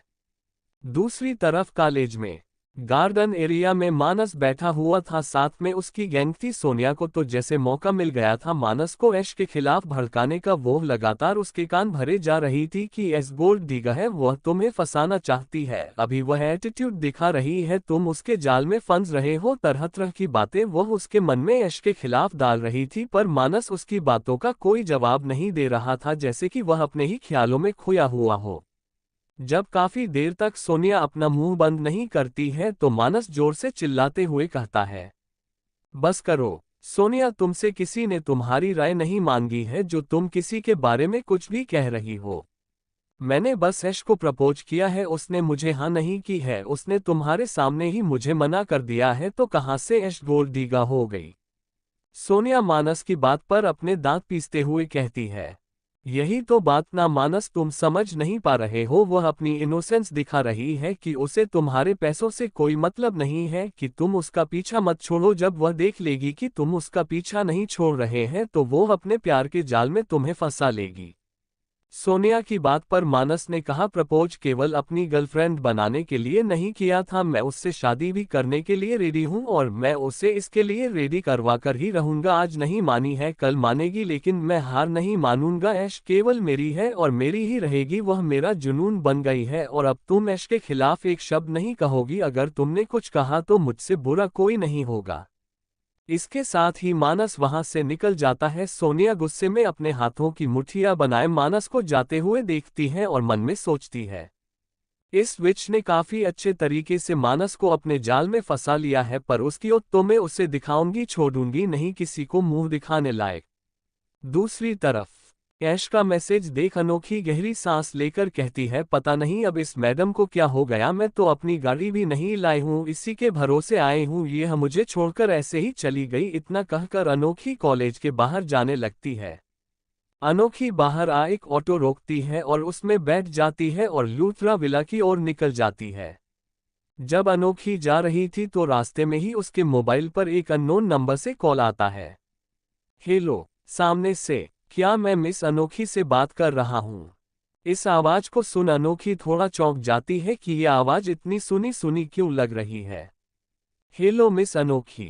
मोबाइल में आती आवाज को सुन अनोखी सारी बातों को नजरअंदाज कर कहती है, हाँ कहिए, मैं अनोखी बोल रही हूँ। आपकी माँ इस समय हॉस्पिटल में है, उनका एक्सीडेंट हो गया है, उनका मोबाइल भी उसी में टूट गया है। सामने वाले इंसान की बात सुन अनोखी चौंक जाती है और घबराते हुए कहती है कि मेरी माँ का एक्सीडेंट कहाँ और कैसे हो गया है, कैसी है उनकी तबीयत, अभी कहाँ है वह? अनोखी को घबराते देख सामने वाला शख्स कहता है कि देखिए मिस, घबराने की कोई बात नहीं है, मैं आपको हॉस्पिटल का एड्रेस सेंड कर रहा हूँ, प्लीज आप वहां जल्द से जल्द आ जाए, अभी उनको ऑब्जर्वेशन में रखा गया है। सामने वाले की पूरी बात सुन अनोखी हाँ बोलती है और कॉल कट कर देती है। कुछ देर में उसके मोबाइल में मैसेज आता है। उस एड्रेस को देख वह ऑटो वाले को उस एड्रेस पर चलने के लिए कहती है और अपने पापा को भी कॉल कर देती है। कुछ देर बाद अनोखी हॉस्पिटल के बाहर पहुंच जाती है। ऑटो से उतर वो ऑटो का किराया देकर वह अस्पताल के अंदर जाती है और रिसेप्शन में जाकर पूछती है कि अभी अभी एक मिडिल एज लेडी को लाया गया है, एक्सीडेंट केस है, क्या आप बता सकती हैं वह कौन से वार्ड में है? अनोखी को घबराए देख रिसेप्शनिस्ट कहती है कि प्लीज मैम आप घबराए नहीं, मैं चेक करके बताती हूँ। अनोखी हाँ मैं सिर हिला देती है। रिसेप्शनिस्ट कहती है कि मैडम उनको थर्ड फ्लोर पर रूम नंबर 102 में रखा गया है। रिसेप्शनिस्ट की बात सुनकर अनोखी जल्दी से लिफ्ट की ओर जाती है और थर्ड फ्लोर का बटन दबाती है, पर लिफ्ट बिजी होने के कारण नहीं आ रही थी। अनोखी लिफ्ट को छोड़ सीढ़ियों से ही ऊपर की ओर भागती है। अनोखी सीढ़ियों से जल्दी जल्दी चढ़ रही थी जिससे उसकी सांस फूल रही थी। कुछ ही देर बाद वह रूम नंबर 102 के पास पहुंच जाती है। उसके हाथ पैर कांप रहे थे, उसे अंदर से डर लग रहा था कि पता नहीं उसकी मॉम को कितनी चोट आई होगी, एक्सीडेंट बड़ा तो नहीं था, तरह तरह के ख्याल आ रहे थे, लेकिन इन सब ख्यालों को झटका वह गेट के पास पहुंच जाती है और धीरे से गेट के अंदर आती है तो देखती है उसकी मॉम बेड पर लेटी हुई है, उनके पैर के एंकल साइड में पट्टी बंधी हुई है और वह किसी से हंस हंस कर बातें कर रही हैं। अपनी मॉम को सही सलामत देख अनोखी की सांस में सांस आती है। वह जो इतनी तेज दौड़ते हुए आई थी, दीवार को पकड़ गहरी सांस लेने लगती है। मिसेस लूथरा का ध्यान जैसे ही अनोखी पर जाता है तो वह कहती है, अनोखी बेटा आप आ गई। अनोखी हाँ मैं सर हिलाकर अपनी मॉम के पास जाती और उनसे कहती है, मॉम आप ठीक है, क्या हुआ है आपको? मिसेस लूथरा कहती है कि मैं ठीक हूँ, एक बाइक वाले ने मुझे टक्कर मार दी जिससे मैं गिर गई और मुझे चोट लग गई। गिरने के कारण मेरा मोबाइल भी टूट गया, अच्छा हुआ कि इस यंग मैन ने मेरी हेल्प की और मुझे हॉस्पिटल लेकर आ गए। अपनी मॉम की बात सुन अनोखी उस शख्स की ओर देखती है, जैसे ही वह शख्स को देखती है जोर से चिल्लाकर कहती है, तुम। चैप्टर 25 लिफ्ट मी हार्ड किस। अनोखी ने जब सामने वाले शख्स को देखा तो उसने गुस्से से चिल्लाते हुए कहा, तुम। अनोखी का ऐसा रिएक्शन देख मिसेस लूथरा नासमझी में देखने लगी। सामने वाला शख्स जो कि क्रिश था वो एक स्मिर्क के साथ डेविल स्माइल लिए अनोखी को ही घूर रहा था। क्रिश, ओएमजी मेरी पहली किस चोरनी खुद व खुद मेरे पास आ गई, वो भी आंटी की बेटी। बताओ भगवान, लोग सही कहते हैं आपके घर में देर है अंधेर नहीं। आज मैंने इनकी मदद की और इनने मुझे आशीर्वाद में बेटी का नोट दे दिया। उसकी हंसी देखकर अनोखी को चिढ़ मच रही थी। मिसेस लूथरा दोनों की तरफ देखती है जो कि इत्मीनान से एक दूसरे को घूर रहे थे। अनोखी क्रिश को मार डालने के इरादे से और क्रिश तो अपने दिल के आगे हारे हुए आशिक के जैसे। मिसेस लूथरा अनोखी की तरफ देखते हुए कहती है, बेटा आप डॉक्टर क्रिश को पहले से जानती हैं क्या? अपनी माँ की बात सुन अनोखी उन्हें देखती है और एक नज़र क्रिश को देखते हुए मन में बेशर्म इंसान को मैं कैसे भूल कैसे सकती है, यही है वो बदतमीज इंसान जिसने मेरी फर्स्ट किस ली थी। और देखो यहाँ कैसे शरीफ डॉक्टर बनकर खड़ा है। अनोखी अपनी माँ से क्रिश के बारे में कुछ कहने ही वाली थी कि इतने में क्रिश की आवाज़ आ जाती है। अरे आंटी अनोखी जी, मुझे कैसे नहीं जानती होंगी, मैंने ही तो उनको कॉल किया था, मैंने ही उन्हें एड्रेस दिया, तभी तो वह यहाँ आए हैं। क्रिश की बात सुनकर मिसेस लूथरा स्माइल के साथ हाँ मैं सिर हिला देती है और अनोखी से कहती है कि अनोखी यह वही है जिन्होंने मुझे टाइम पर अस्पताल पहुंचाया और यहाँ आकर मुझे पता चला कि यह डॉक्टर है, इन्होंने मेरा बहुत अच्छा ट्रीटमेंट किया है। मैंने ही उनसे कहा था कि तुम्हारा नंबर डायल करें क्योंकि मेरा मोबाइल टूट चुका था। अपनी माँ की बात सुन अनोखी एक नज़र क्रिश को देखती है और मिसेस लूथरा से कहती है, मोम आप जानती नहीं है इस लड़के को, ये बहुत ही बदतमीज लड़का है।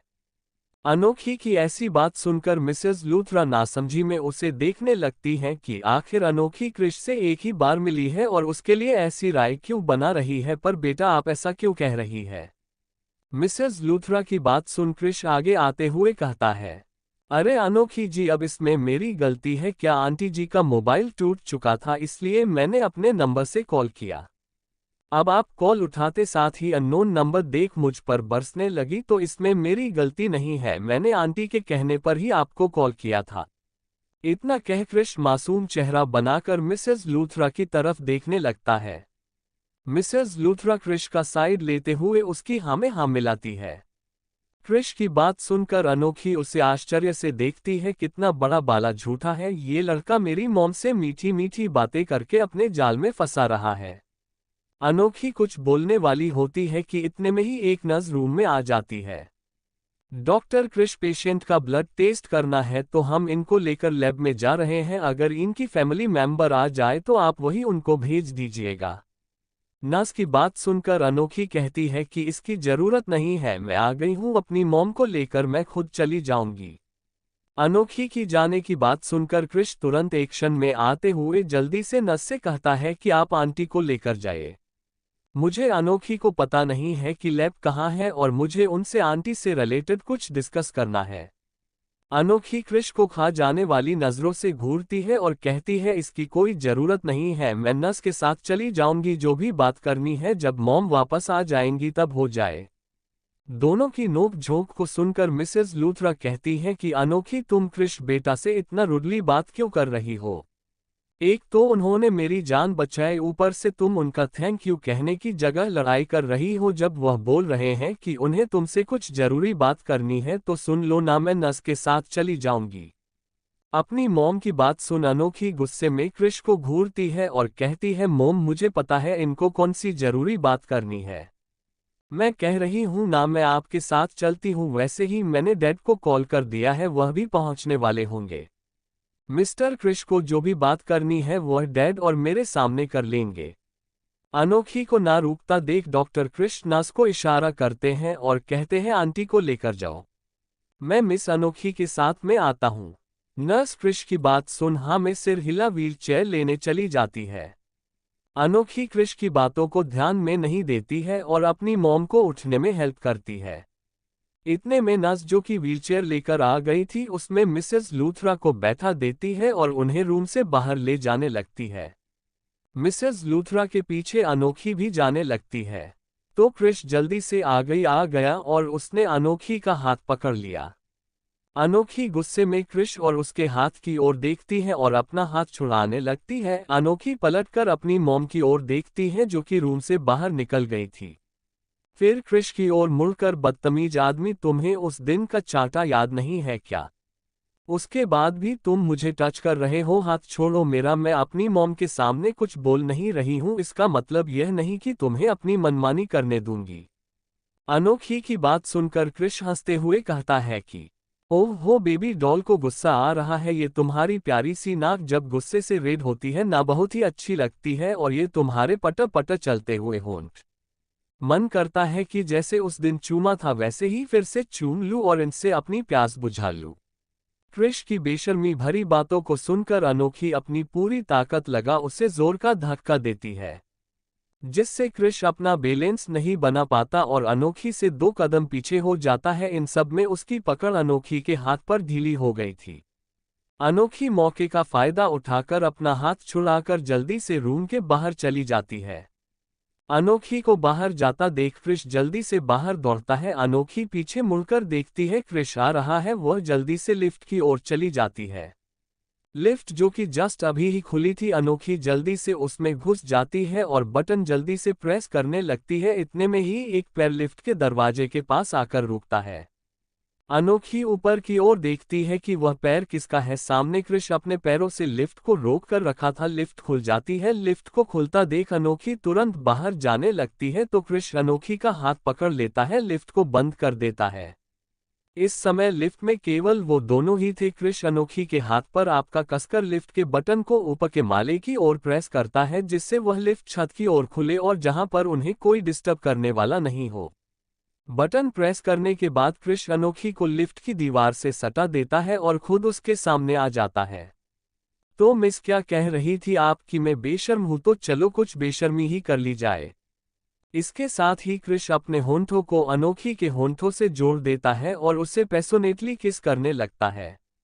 आज की किस में क्रिश के सारे इमोशन थे जो कि बयां कर रहे थे कि अनोखी के लिए उसके दिल में फीलिंग आ रही है।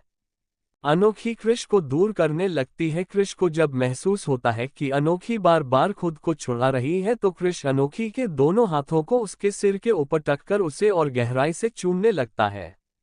अनोखी को किस करने में बिजी क्रिश कभी उसके निचले होठों को सक करता तो कभी ऊपरी होठों को। क्रिश काफी देर तक अनोखी को किस करता है। अब अनोखी को सांस लेने में दिक्कत आने लगती है, पर क्रिश को देखकर नहीं लग रहा था कि वो रुकने के मूड में है। लिफ्ट जो कि छत साइड आकर एक बार फिर नीचे की पर जाने लगी थी। अनोखी जो कि ये सब देख रही थी वो राहत की सांस लेती है कि अब नीचे कोई तो उससे बचा लेगा। क्रिश अनोखी को फ्रेंच किस करना चाहता था, इसलिए वो उसके दोनों हाथों को अपने एक हाथ से पकड़ एक हाथ अनोखी के कमर में रख वह चिकोटी काटता है, जिससे अनोखी एक आह के साथ अपना मुंह खोल देती है और क्रिश अपनी जीभ को उसके मुंह में एंटर कर उसके मुंह को एक्सप्लोर करे लगता है। क्रिश के ऐसा करते ही अनोखी के दिल की धड़कनें बढ़ जाती है। ये एहसास उसके लिए नए थे, पर क्रिश उसे लगातार चूमे जा रहा था। एक बार फिर लिफ्ट का दरवाजा खुलता है। अनोखी सामने की तरफ देखती है तो उसकी आंखें बड़ी हो जाती है। तो किसे देख लिया अनोखी ने? क्या क्रिश के दिल में सच के अनोखी के लिए फीलिंग है या वो उसके साथ टाइम पास कर रहा है? चैप्टर 26 क्रिश और मिस्टर लूथरा की मुलाकात।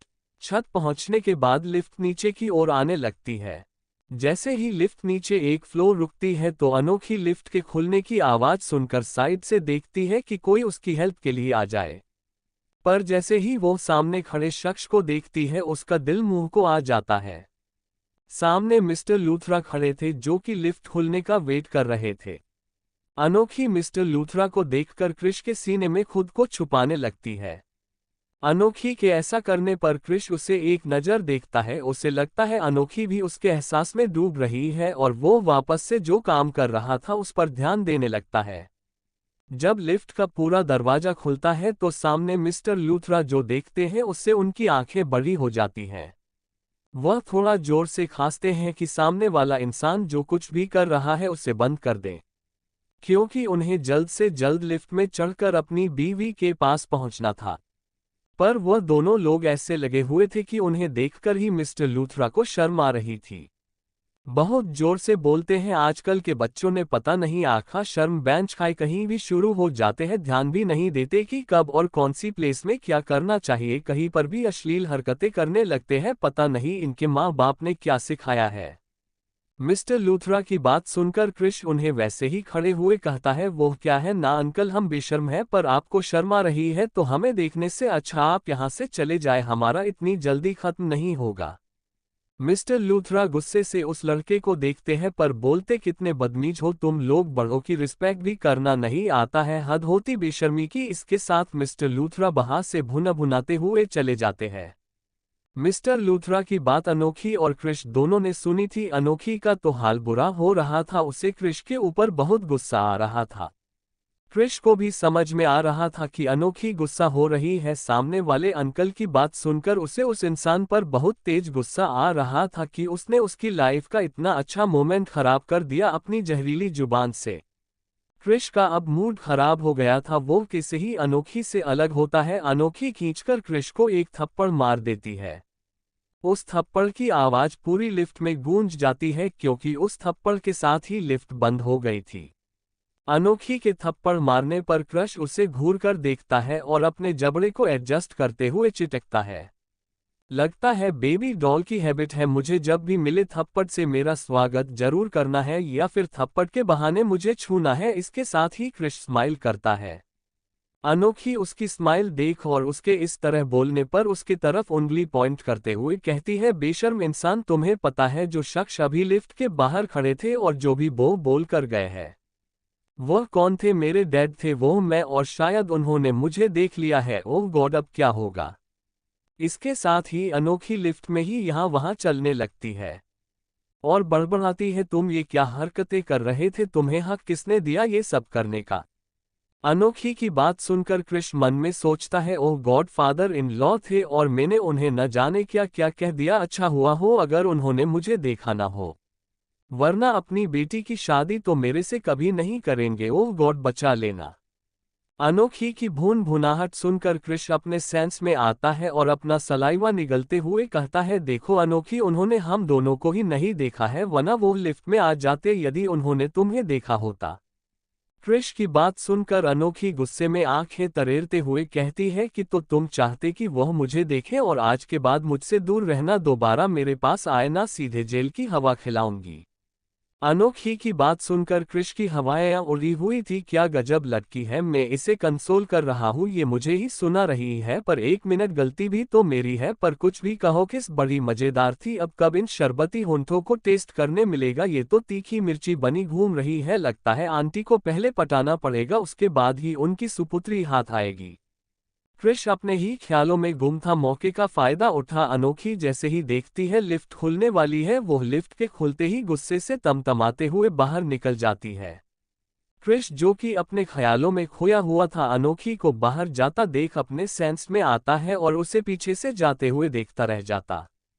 हाय हाय, यह मिर्ची कितनी तेज है, पर जो भी है मेरी है। उसके साथ ही वह मुस्कुराते हो अपने लिप्स पर अपना थंब को फिराते हुए लिफ्ट से निकल जाता है और लैब की ओर चला जाता है। क्रिश जब लैब में आता है तो वहां पर मिस्टर लूथरा और मिसेस लूथरा दोनों थे। क्रिश यहाँ वहां अनोखी को देखता है पर वो नहीं थी। क्रिश नर्स के पास आकर कहता है, टेस्ट हो गए नर्स जी? सर टेस्ट हो गए हैं, मैं इनको इनके वार्ड में ही लेकर जा रही थी। नर्स की बात सुनकर क्रिश कहता है, तुम दूसरा काम करो, इनको मैं वार्ड तक छोड़ लूंगा। क्रिश की बात सुनकर नर्स हमें गर्दन हिला रूम से बाहर निकल जाती है। क्रिश मिसेस लूथरा की ओर आते हुए उनसे कहता है, अब आप कैसा फील कर रही हैं? तो आंटी। मिसेस लूथरा मुस्कुराकर कहती है, पहले से बेहतर बेटा। फिर मिस्टर लूथरा की तरफ देख उन्हें पास बुलाती है और कहती, इनसे मिलो, ये मेरे हस्बैंड है। मिसेस लूथरा की बात सुनकर क्रिश के चेहरे पर हवाएं उड़ने लगती है और वो खिसियानी हंसी हंसकर मिस्टर लूथरा की ओर मुड़ता है। हेलो सर, मैं डॉक्टर क्रिश कुमार हूँ। मिस्टर लूथरा क्रिश को गौर से देखते हैं हुए उससे हाथ मिलाते हैं और कहते हैं, क्या मैं आपसे पहले कभी मिला हूँ डॉक्टर? मुझे ऐसा लग रहा। मिस्टर लूथरा की बात सुनकर क्रिश सकपका जाता है और कहता है, जी नहीं, मैं तो आपसे आज ही मिल रहा हूँ। वह मैं एक पेशेंट को देखने लगा था, इसलिए आंटी साथ नहीं आ पाया। फिर बार बदलते हुए, चलिए आंटी को वार्ड में लेकर चलते हैं, वही सारी बातें कर लेंगे, यहाँ और भी पेशेंट है जिनका टेस्ट होना है। क्रिश की बात सुनकर दोनों हाँ में सिर हिला देते हैं। क्रिश मिसेस लूथरा की व्हीलचेयर को धक्का देते हुए लेकर चलता है। बीच में तीनों ही आपस में बातें करते हुए जा रहे थे। पर मिस्टर लूथरा के दिमाग में कुछ और ही चल रहा था। उनको लग रहा था कि उन्होंने क्रिश को पहले भी कहीं देखा है, पर अपनी वाइफ के मुंह से उसकी तारीफें हैं सुनकर कि क्रिश ने उन्हें बचाया था और वही उनको हॉस्पिटल लेकर आया और अच्छा ट्रीटमेंट दिया, ये जानकर वह उस बात को ज्यादा ध्यान नहीं देते और वार्ड की ओर चले जाते हैं।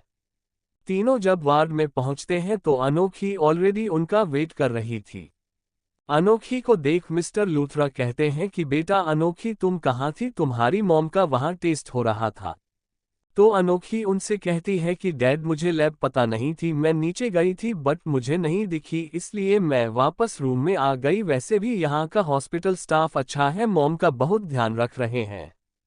क्रिश को समझ आ रहा था कि अनोखी उसे टोंट कस रही है। क्रिश अनोखी की बात सुनकर खिसियानी हंसी हंसकर कहता है, हाँ हाँ आंटी भी तो मेरी माँ जैसी ही है, जैसे मैं अपनी मॉम का ध्यान रखता हूँ वैसे इनका ही रख रहा हूँ। मिस्टर लूथरा क्रिश की बात सुनकर कहते हैं कि बेटा ये तो आपका बड़प्पन है और स्माइल कर देते हैं। इतने में एक नर्स आकर डॉक्टर क्रिश कहती है कि डॉक्टर आपके केबिन में एक पेशेंट है, उनका अपॉइंटमेंट है, वह आपका बहुत देर से वेट कर रहे हैं। नर्स की बात सुनकर क्रिश मिस्टर लूथरा से कहते हैं ब्लड टेस्ट की रिपोर्ट कल तक आ जाएगी, आप चाहे तो कल तक रुक सकते और यदि नहीं रुकना है तो डिस्चार्ज लेकर कल हॉस्पिटल चेकअप के लिए आ सकते हैं। फिर मैसेज लूथरा को बाय कहकर अनोखी को एक नज़र देख रूम से बाहर निकल जाता है। अनोखी मिस्टर लूथरा से कहती है कि डैड मॉम सही है तो हम क्या इन्हें डिस्चार्ज कर घर ले जाएं? अनोखी की बात पर मिस्टर लूथरा हाँ मैं सिर हिला देते हैं और डिस्चार्ज के पेपर रेडी करने चले जाते हैं। रूम में इस समय मिसेस लूथरा और अनोखी थी। मिसेस लूथरा अनोखी की तरफ देखकर कहती है क्रिश बहुत अच्छा लड़का है, इतना बड़ा डॉक्टर होकर भी उसने मुझे पर्सनली अटेंड किया, उसने मेरी इतनी हेल्प की। फिर थोड़ा रुककर आंखें चुराते हुए वैसे बेटा तुम्हें कैसा लगा क्रिश? मिसेस लूथरा की तरफ अनोखी तीखी नजरों से देखती है और कहती मैं सब समझ रही हूँ, आपके कहने का क्या मतलब है, इसलिए अपने दिमाग के घोड़े मत दौड़ाए मॉम। अनोखी के कटाक्ष सुनकर मिसेस लूथरा मुंह बना लेती है और कहती मैं तो तुम्हारी भलाई के लिए कह रही थी। ओ कम ऑन मॉम, अपलोग की भलाई के चक्कर में ही वो बेशर्म इंसान मेरे पीछे पड़ गया है और भलाई की तो पता नहीं क्या हो जाएगा। अनोखी को खुद में भुना भुनाते देख मिसेस लूथरा कहती है क्या हुआ, बस हमारे तुम्हारी शादी की फिक्र है बेटा। अपनी मॉम की बात सुन अनोखी उनको गुस्से में देखने लगती है। अनोखी को गुस्से में देख मिसेस लूथरा कहती है ठीक है मैं नहीं कर रही हूँ कोई बात। कुछ देर बाद मिस्टर लूथरा आ जाते हैं और कहते हैं कि पेपर रेडी हो गए हैं, चलो चलते हैं। तीनों लोग अस्पताल से बाहर निकल जाते हैं। क्रिश अपने केबिन में खड़ा तीनों को जाते हुए देखता है और गहरी सांस ले कहता है लगता है मम्मी पापा को पहले पटाना पड़ेगा, वैसे ही ये तीखी मिर्च मेरे ऊपर भड़की हुई है।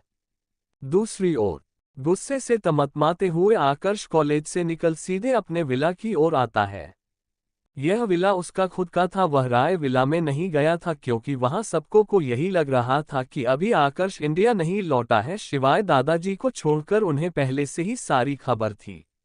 आकर्ष सीधे अपने रूम में जाता है और बिना कपड़े चेंज किए बाथरूम में जा शॉवर के नीचे खड़ा हो जाता है। उसके हाथों की मुट्ठियां अभी भी कसी हुई थी, उससे ऐश के ऊपर बहुत गुस्सा आ रहा था। कुछ देर शॉवर के नीचे रहने के बाद आकर्ष बाथरूम से बाहर आता है और अपने कपड़े चेंज कर एक सिगरेट सुलगा बालकनी में चला जाता है। आकर्ष सिगरेट के लंबे लंबे कस ले रहा था, उसे कुछ भी करके अपना गुस्सा शांत करना था। तभी उसके रूम को कोई खटखटाता है। आकर्ष रूम का डोर खोलकर देखता है तो बाहर एक सर्वेंट खड़ा था। बोलो क्या हुआ? साहब बड़े मालिक आए हैं, आपको नीचे बुला रहे हैं। आकर्ष जैसे ही सुनता है कि उसके दादाजी आए हैं वो एक गहरी सांस लेता है और अपनी गर्दन हिला सर्वेंट को इशारा करता है। वो नीचे सिरकर बाहर से निकल जाता है और अपनी सिगरेट को एस्ट्रे में बुझा नीचे की ओर चला जाता है।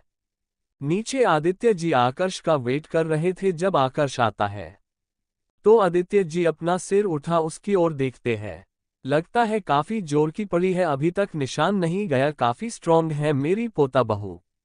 दादाजी की बात सुनकर आकर्ष गुस्से में आ जाता है और कहता है आप मुझ पर नजर रख रहे हैं। आकर्ष गुस्से में कहता है ये सब कुछ जो हो रहा है ना आपकी वजह से हो रहा है, कारण आप हैं। तो दोस्तों, क्या लगता है आकर्ष का अपने दादाजी को ब्लेम करना सही है, और दादाजी को कैसे पता चला कि यश ने आकर्ष को थप्पड़ मारा है? क्या सच में दादाजी आकर्ष पर अपनी नजर रख रहे हैं? चैप्टर 27 आकर्ष यश के रूम में। आकर्ष नीचे आता है तो दादाजी एक नजर आकर्ष को देख अपनी चाय की चुस्की लेते हैं। और ऊपर देख, क्या हुआ? बरखुरदार कुछ ज्यादा जोर की लगी क्या? लगता है मेरी पोता बहू को मुझे सेल्फ डिफेंस की ट्रेनिंग नहीं देनी पड़ेगी। दादाजी की बात सुन आकर्ष चिढ़कर उनके पास सोफे पर बैठकर उनसे कहता है, ये सब आपके कारण हो रहा है, आपने मुझे इस मुसीबत में फंसाया है और खुद मजे ले रहे हैं। दादाजी हंसते टीयर्स ऑफ जॉय हुए कहते हैं कि यह सब मेरा किया हुआ नहीं है, ये तुम थे जिसने ये सब किया है। यदि तुम अपनी शर्त नहीं रखते तो सब ठीक होता।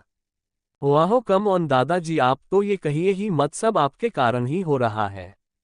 आप जानते हैं वह लड़की क्या हरकतें कर रही है? शादी मुझसे की है उसने, पर उसे देखकर कोई नहीं कहेगा कि शादीशुदा है। अभी भी वो मुझ पर लाइन मारती है, लड़कों से फ्लर्ट करती है। आज ही एक लड़के ने प्रपोज किया उसे।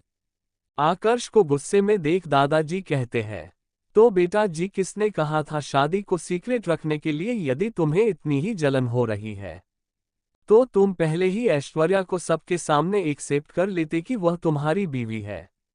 दादाजी की बात सुनकर आकर्ष गुस्से में उन्हें घूरता है।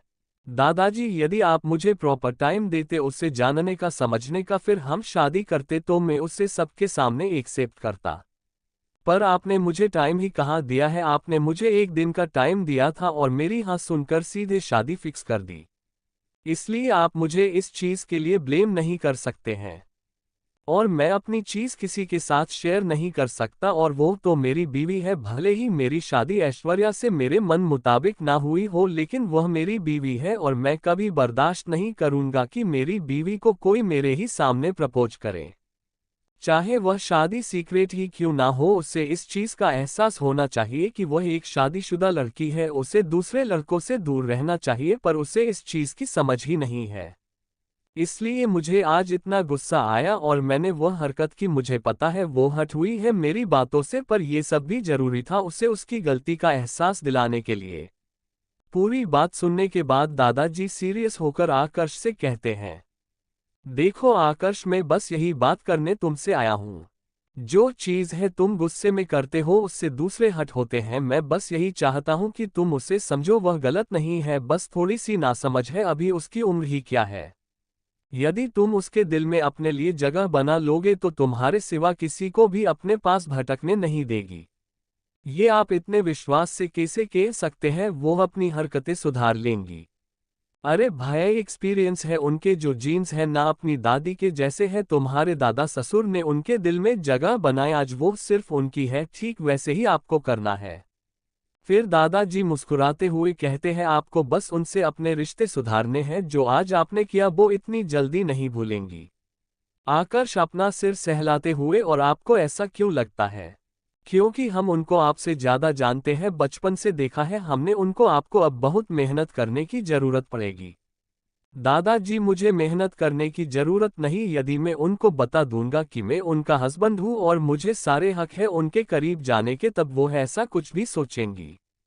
आकर्ष की बात सुनकर दादाजी कहते हैं कि यही तो गलती कर रहे हैं बेटा आप। आपका हक जरूर है उन पर वो हक उन्होंने आपको अभी दिया नहीं है। आप दोनों की शादी बड़ों की मर्जी से हुई है। जैसे आपकी मर्जी नहीं थी इस शादी में, ठीक वैसे ही उनकी नहीं थी, इसलिए आप उनके दिल में अपनी जगह बनाए।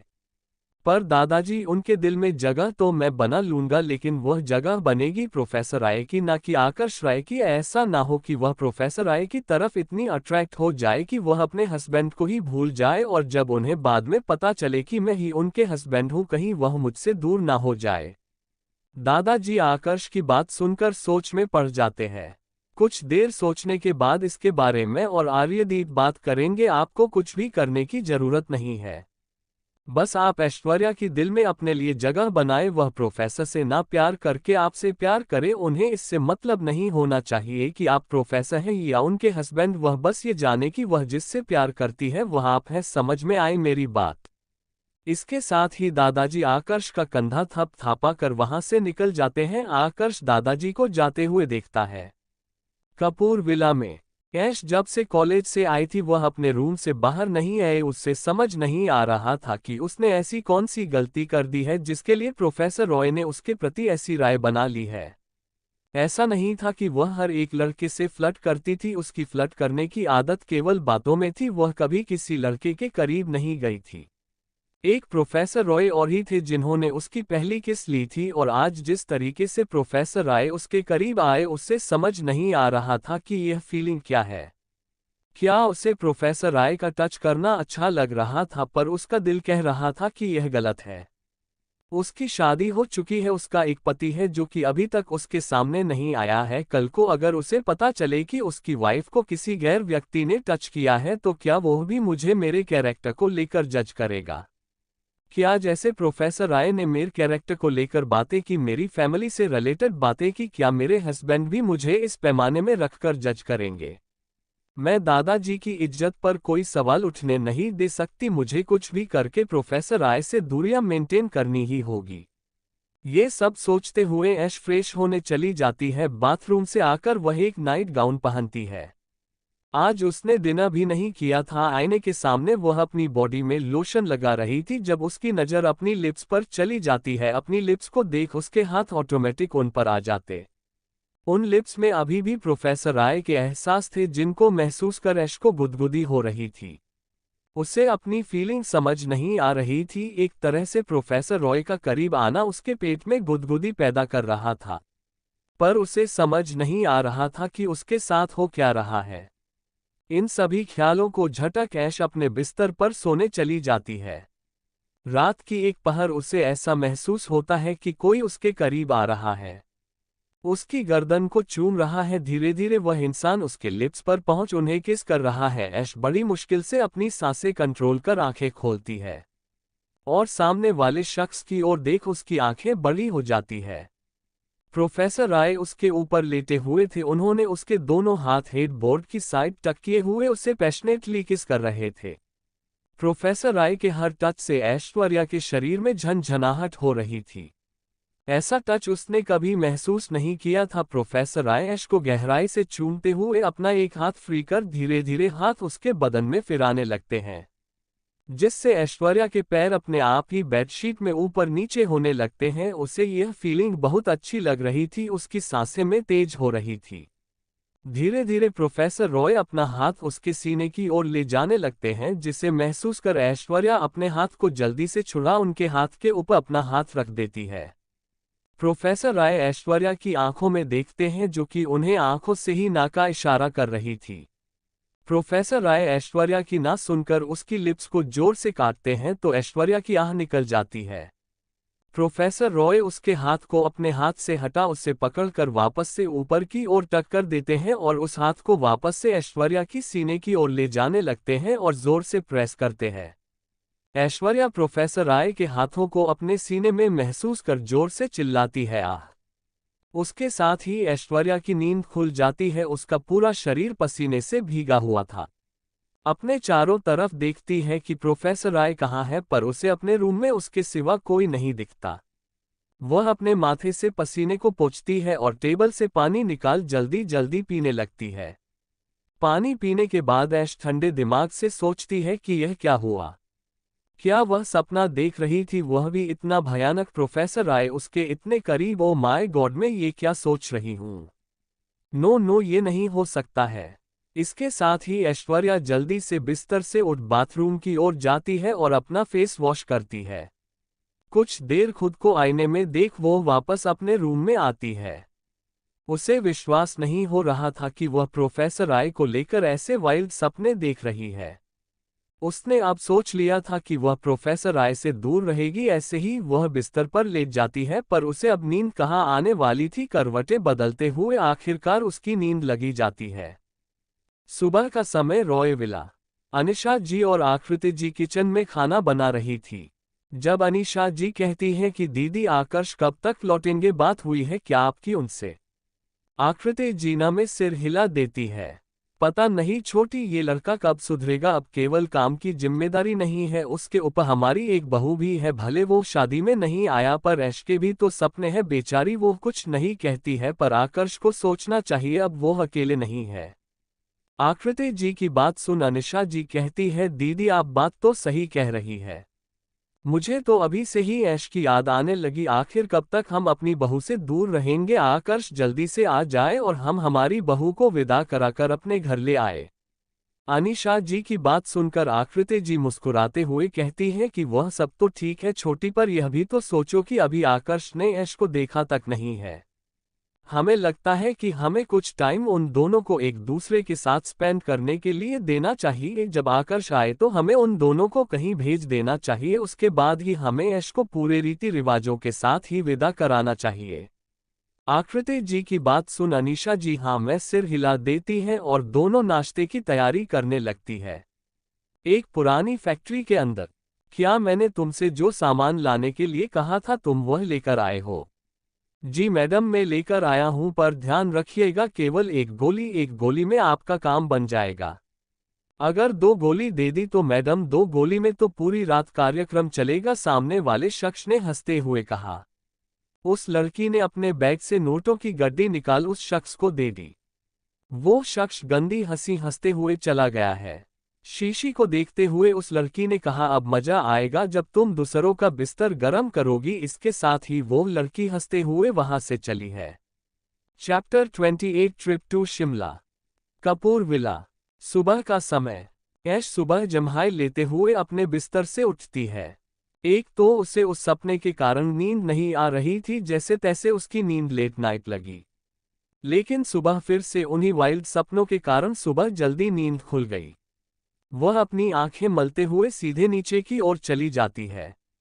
जब वह हाल में देखती है कि कोई नहीं है तो सीधे वह डाइनिंग एरिया साइड आ जाती है। दादा दादी और आशी डाइनिंग टेबल पर बैठे थे। कुछ देर बाद ऐश अपने आंखों को मलते हुए उन्हें ज्वाइन करती है। ऐश अभी भी अपनी आंखों को रब कर रही थी क्योंकि उसकी नींद पूरी नहीं हुई थी। ऐश को ऐसा करते देख दादी उससे कहती है कि क्या हुआ बेटा, रात को सोई नहीं हो क्या? ऐश जब अपनी आंखों से हाथ हटाती है तो आशी जोर जोर से हंसने लगती है। आशी को ऐसे हंसते देख दादी उससे कहती है, क्या हुआ है, अचानक से ऐसा पागलों की तरह क्यों हंस रही हो? आशी हंसते हुए ऐश की तरफ इशारा कर कहती है, दादी दी को तो देखो।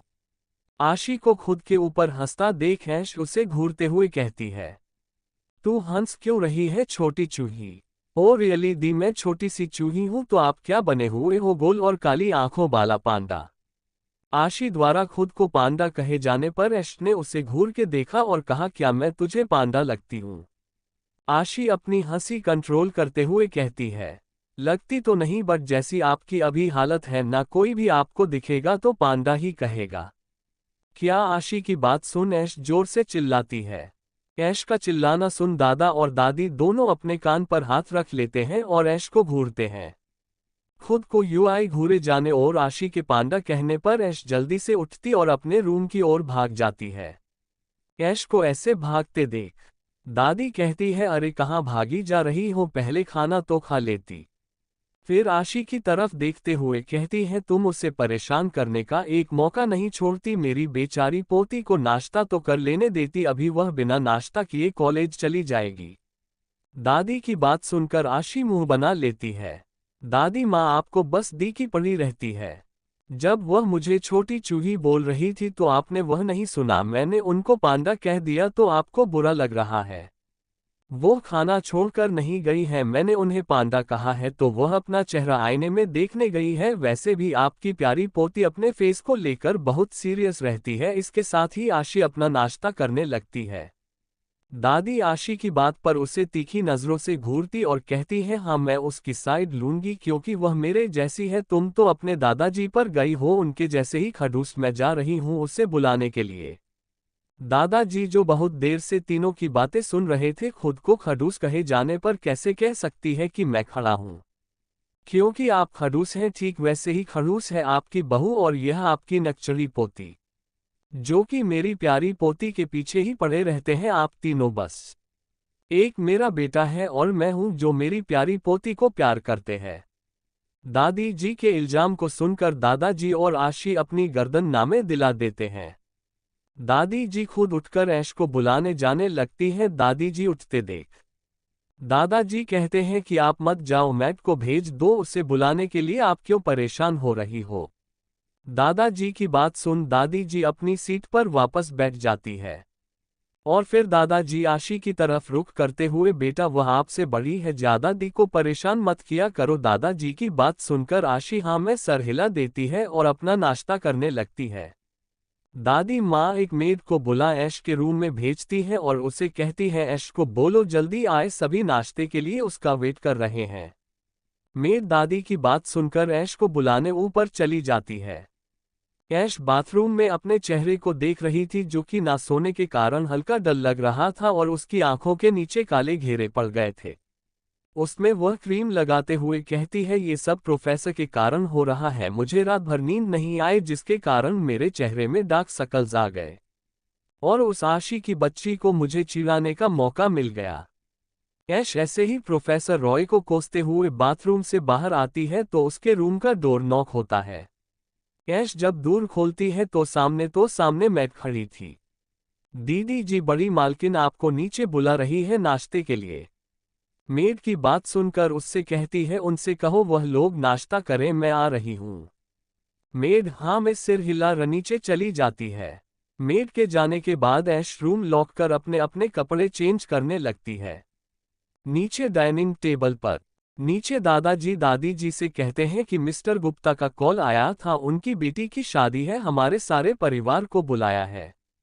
दादी जी आप सोचिए जाना है कि नहीं, मैं तो नहीं जा पाऊंगी, मेरी बूढ़ी हड्डियों में दम नहीं है अब।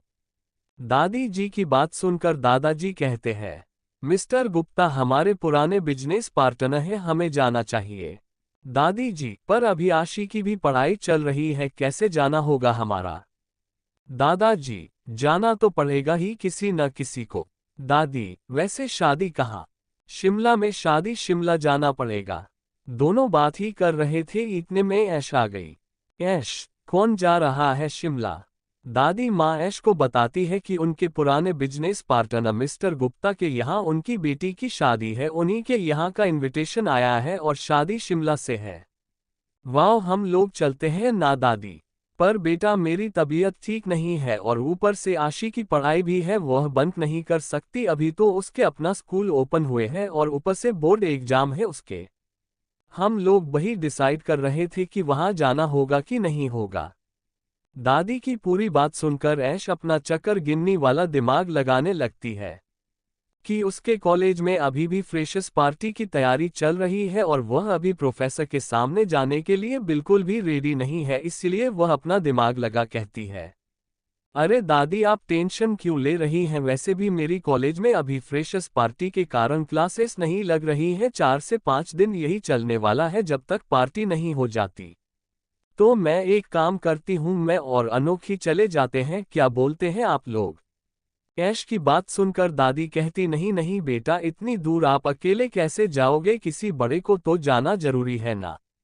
अरे यार दादी अनोखी भी तो मेरे साथ है और किसको लेकर जाए, मैं चली जाऊंगी, आपको टेंशन लेने की जरूरत नहीं है। दादाजी जो बहुत देर से दोनों दादी पोती की बात सुन रहे थे वह बीच में आते हुए कहते हैं कि बेटा आप कभी उनसे मिली नहीं हो, ऊपर से शादी शिमला में है तो आप कैसे मैनेज करोगे, और कभी आप इसे अकेले गए नहीं हो, इसलिए दादी आपको मना कर रही हैं।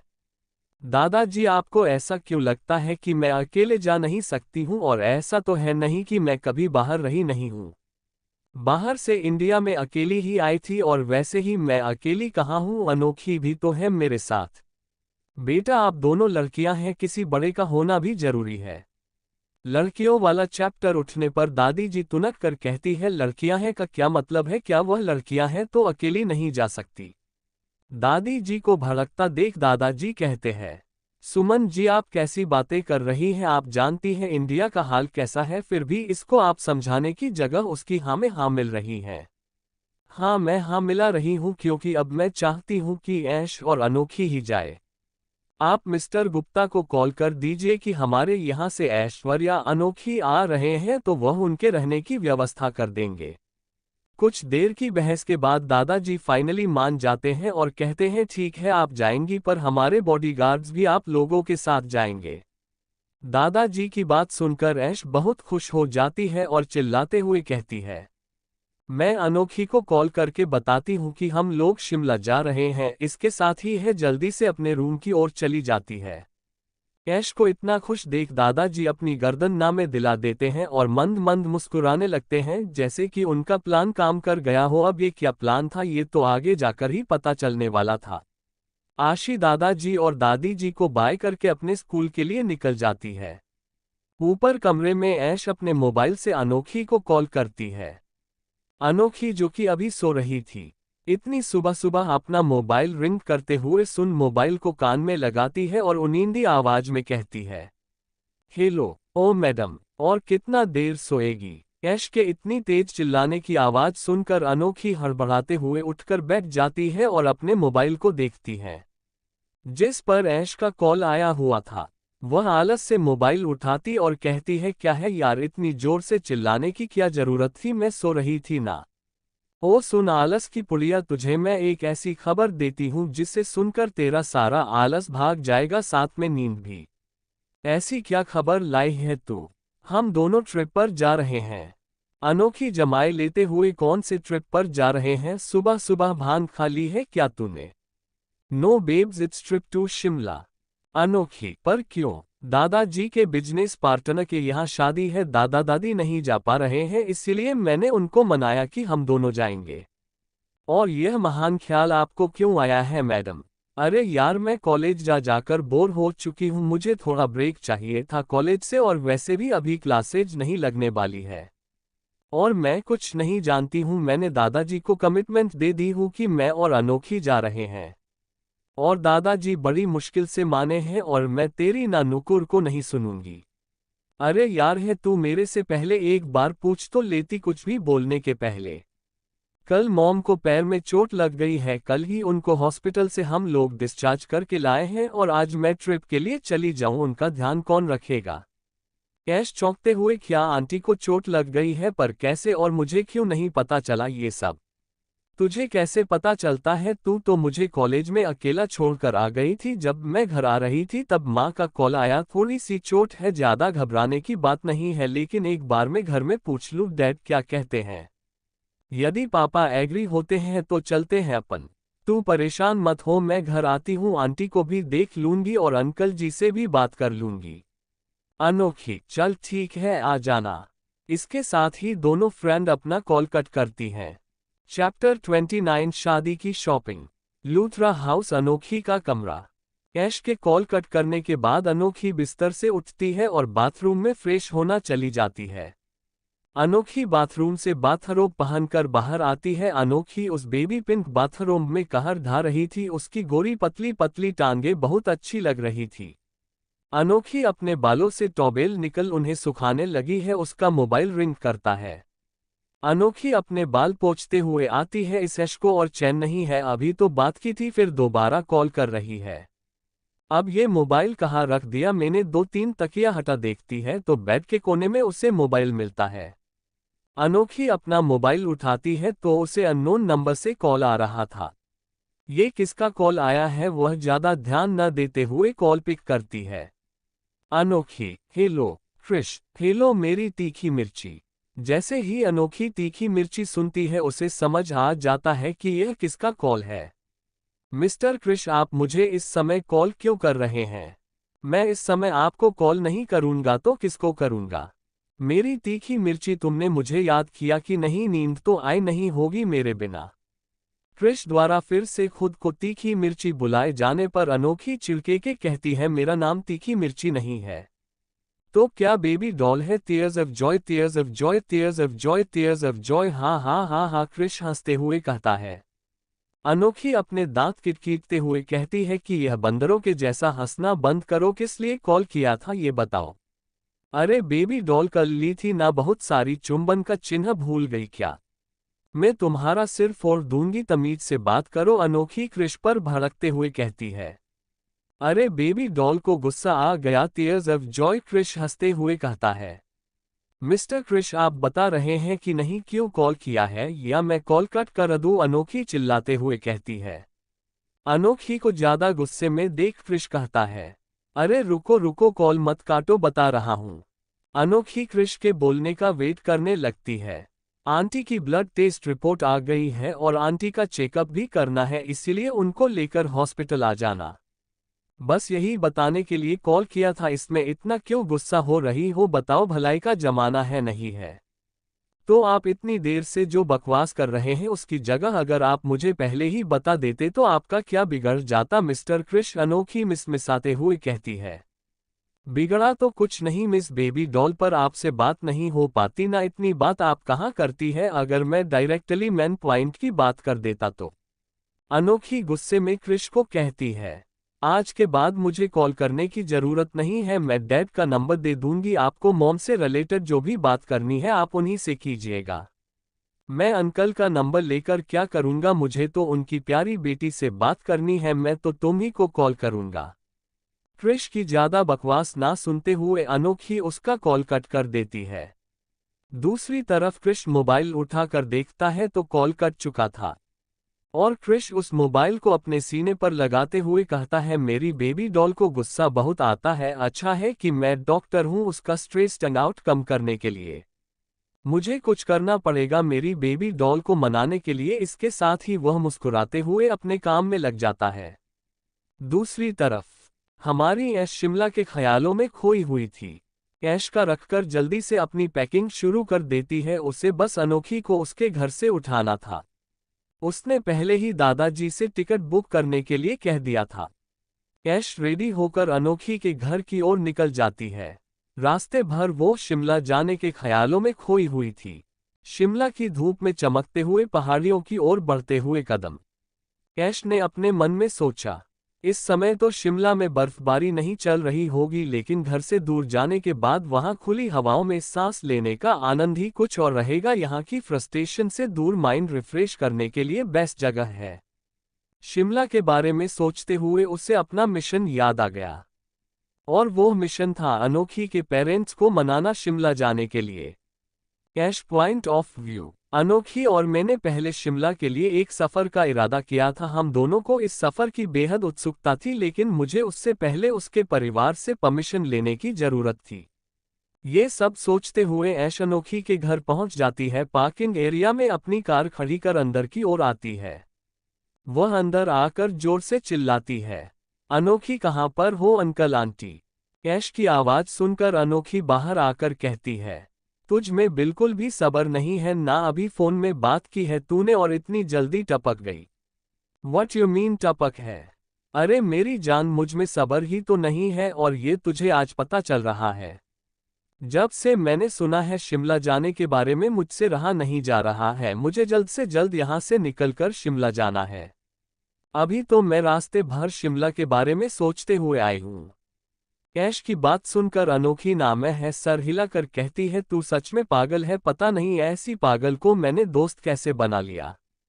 ऐश अनोखी को तिरछी आंखों से देखते हुए मस्ती से गाना गाती है, इसमें तेरा घाटा मेरा कुछ नहीं जाता बेटा। तेरे को दोस्त बनाने से पहले सोचना चाहिए था।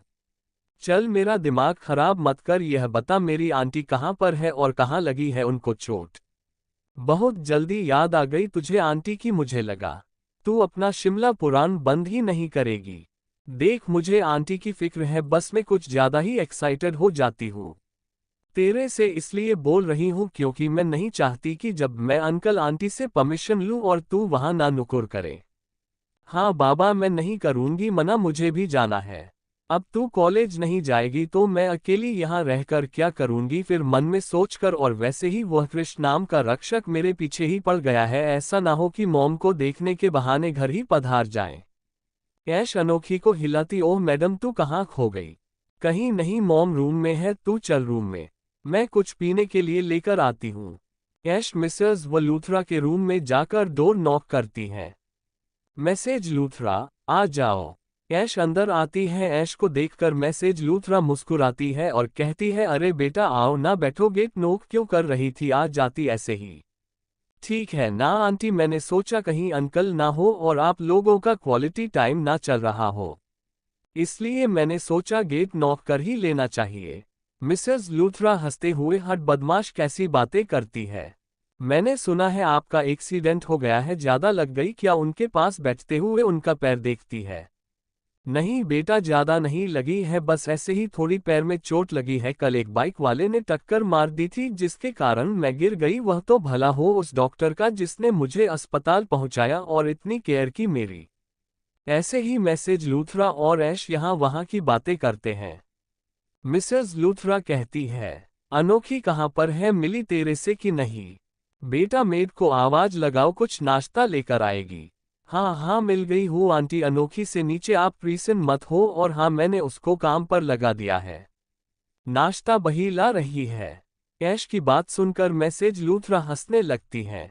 इतने में ही अनोखी कुछ ड्रिंक लेकर रूम में आती है और दोनों को हंसते देख मुंह बनाते हुए कहती है, मैं 100% श्योर हूँ यहाँ पर मेरी ही बुराइयां चल रही है और मेरी बुराइयों पर आप दोनों हंस रहे हैं। अरे वाह, तुझे पता चल गया कि तेरी बुराइयां चल रही थी, ऐश ने कहा।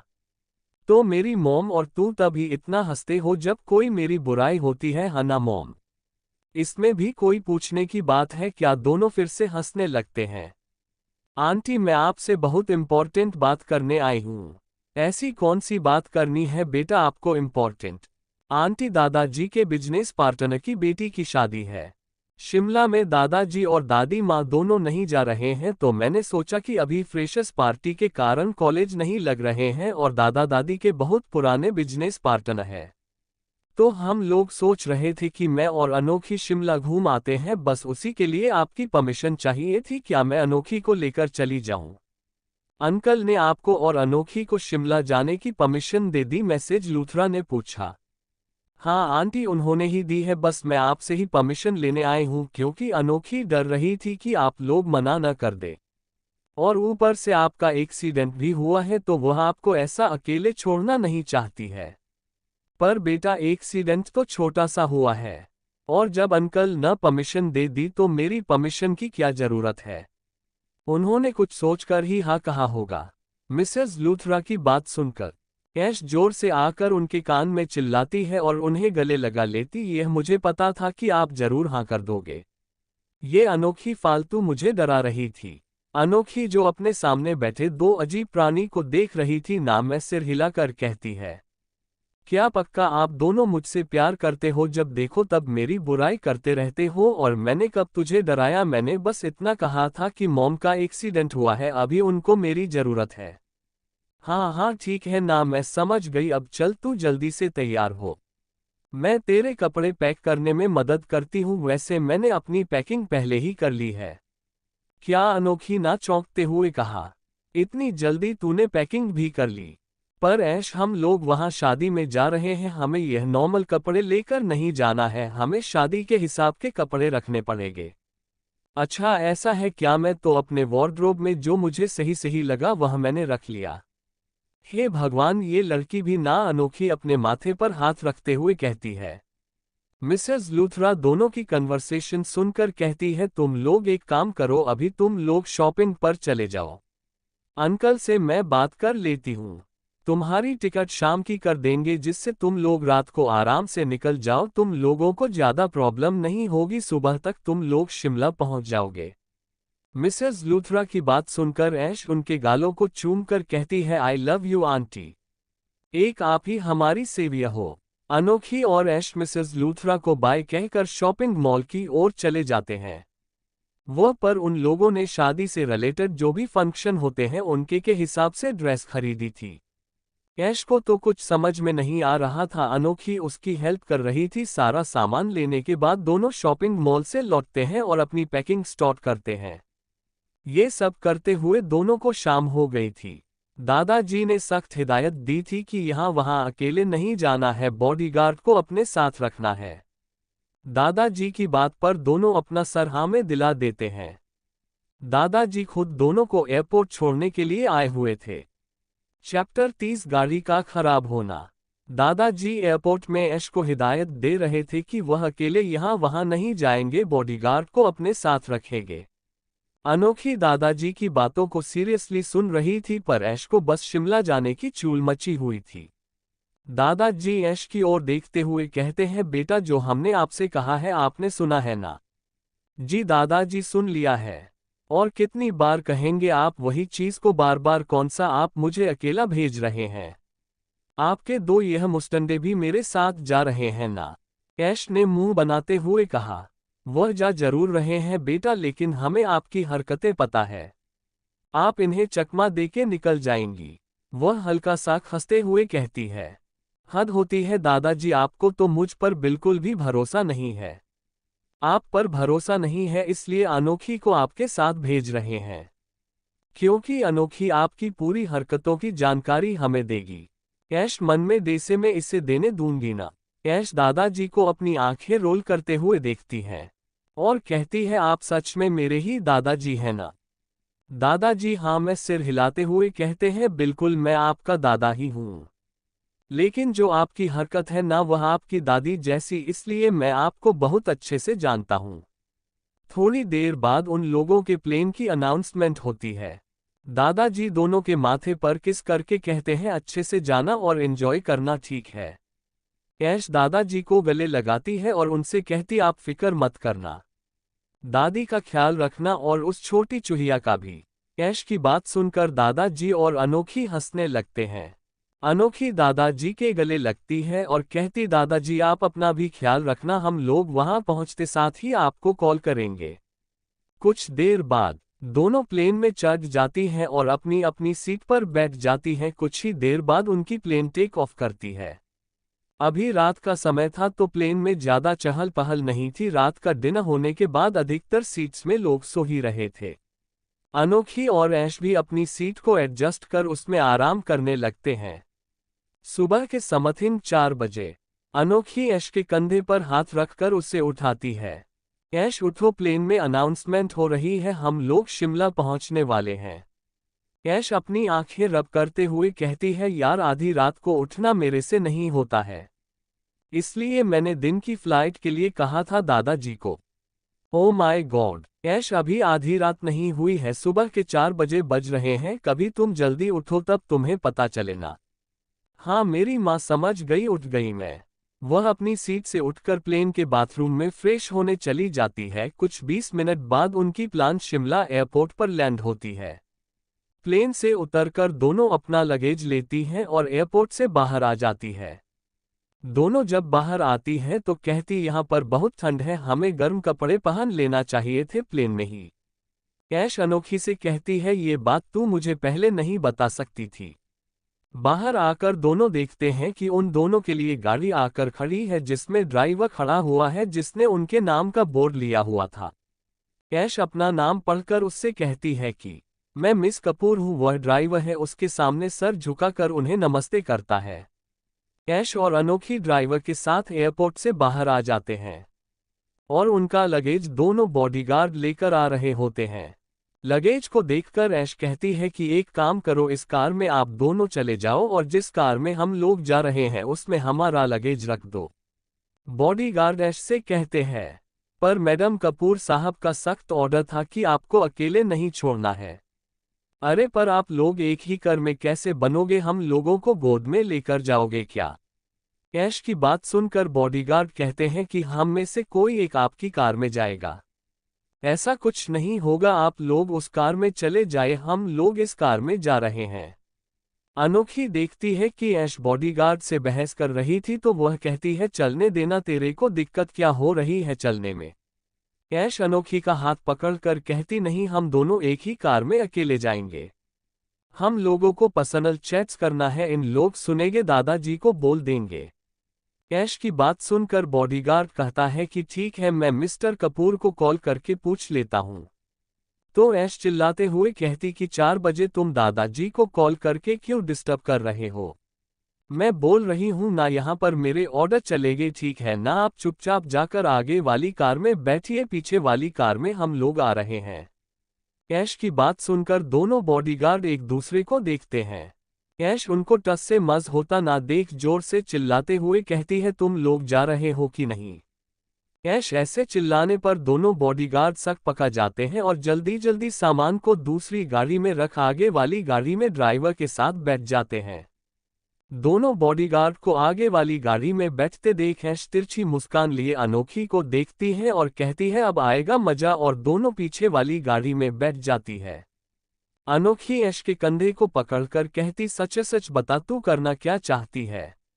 अरे कुछ नहीं करना चाहती, बस ये खुली हवाओं का मजा लेना चाहती हूँ, और इन बॉडीगार्ड के साथ में ऐसा कुछ नहीं होता, ये लोग दादाजी के ही चमचे हैं। मैडम यह मत करो, मैडम वह मत करो, मैडम बाहर मत जाओ, मैडम यहाँ मत जाओ, यही करते रहते। कम से कम इन लोग आगे जाएंगे तो पीछे हम लोग मौज मस्ती के साथ आ सकते हैं। ऐश्वर्या की पूरी बात सुनने के बाद अनोखी कहती है, तू जिंदगी में कभी नहीं सुधरेगा ना। ऐश हंसते हुए कहती है, कभी नहीं मेरी जान। दोनों का एयरपोर्ट से निकल जाती हैं। ड्राइवर मिस्टर गुप्ता के भेजे हुए थे, इसलिए उनको मिस्टर गुप्ता के होटल में ही ले जाकर छोड़ना था, क्योंकि शादी का सारा कार्यक्रम वहीं से होना था और ऐश और अनोखी के लिए रूम वहीं बुक किए गए थे। शिमला में अभी भी ठंड के कारण कोहरा छाया हुआ था। ऐश्वर्या अनोखी का ड्राइवर थोड़ा एज्ड होने के कारण धीरे धीरे गाड़ी चला रहा था, जिसके कारण उनके बॉडीगार्ड की गाड़ी आगे निकल गई थी। कुछ देर बाद ऐश्वर्या अनोखी की गाड़ी चलते चलते रुक जाती है। बीच रास्ते में गाड़ी को रुकता देख ऐश ड्राइवर से पूछती है कि क्या हुआ। ड्राइवर ऐश से कहता है कि मैं देख कर आता हूं मैडम, आप लोग बाहर मत निकलिएगा। ऐश हाँ में सिर हिला देती है और ड्राइवर गाड़ी चेक करने के लिए चला जाता है। थोड़ी देर बाद ड्राइवर ऐश के पास आता और कहता है कि मैडम गाड़ी खराब हो गई है, स्टार्ट नहीं हो रही है, हमें आगे वाली गाड़ी को रोकना होगा। ऐश ड्राइवर की बात सुनकर रहती है, ठीक है, आगे वाले ड्राइवर को कॉल कर दो, वह गाड़ी रिटर्न ले आएगा। ड्राइवर कहता है कि उसके पास नंबर नहीं है उस ड्राइवर का, आप बॉडीगार्ड्स को कॉल कर लीजिए। ऐश कहती है कि बॉडीगार्ड्स के नंबर नहीं है मेरे पास, दादाजी ने कहा था कि वह हमेशा साथ रहेंगे, तो इसलिए मैंने उनका नंबर नहीं लिया। ऐश की बात सुनकर अनोखी ऐश की टिप्पणी में खींचकर मारती और कहती, इसलिए वह बोल रहा था कि एक को अपने साथ रहने दो, कम से कम दोनों की कनेक्टिविटी रहती तो गाड़ी आ जाती। ऐश अनोखी को घूरते हुए कहती है कि तुम मुझे क्यों ब्लेम कर रही है, तूने लिया क्या बॉडीगार्ड का नंबर, मुझे क्या पता था कि गाड़ी खराब हो जाएगी।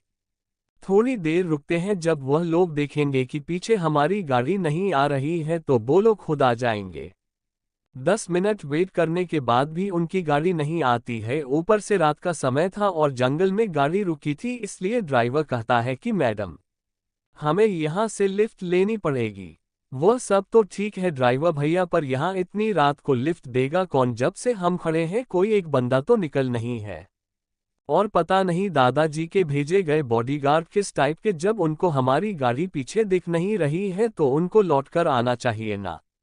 ड्राइवर कहता है कि मैडम उनको हमारी गाड़ी नहीं दिख रही होगी क्योंकि कोहरा ज्यादा, उनको यही लग रहा होगा कि कोहरे के कारण हम देख नहीं रहे हैं, अब वह अपनी गाड़ी में चले जा रहे हैं। ड्राइवर की पूरी बात सुनने के बाद ऐश कहती है कि अब हम क्या करें, अब कोई गाड़ी निकलेगी तो उसे लिफ्ट लेते हैं। कुछ देर बाद एक गाड़ी वहां से निकलती है, अनोखी जल्दी जाकर उस गाड़ी को रोकते हैं।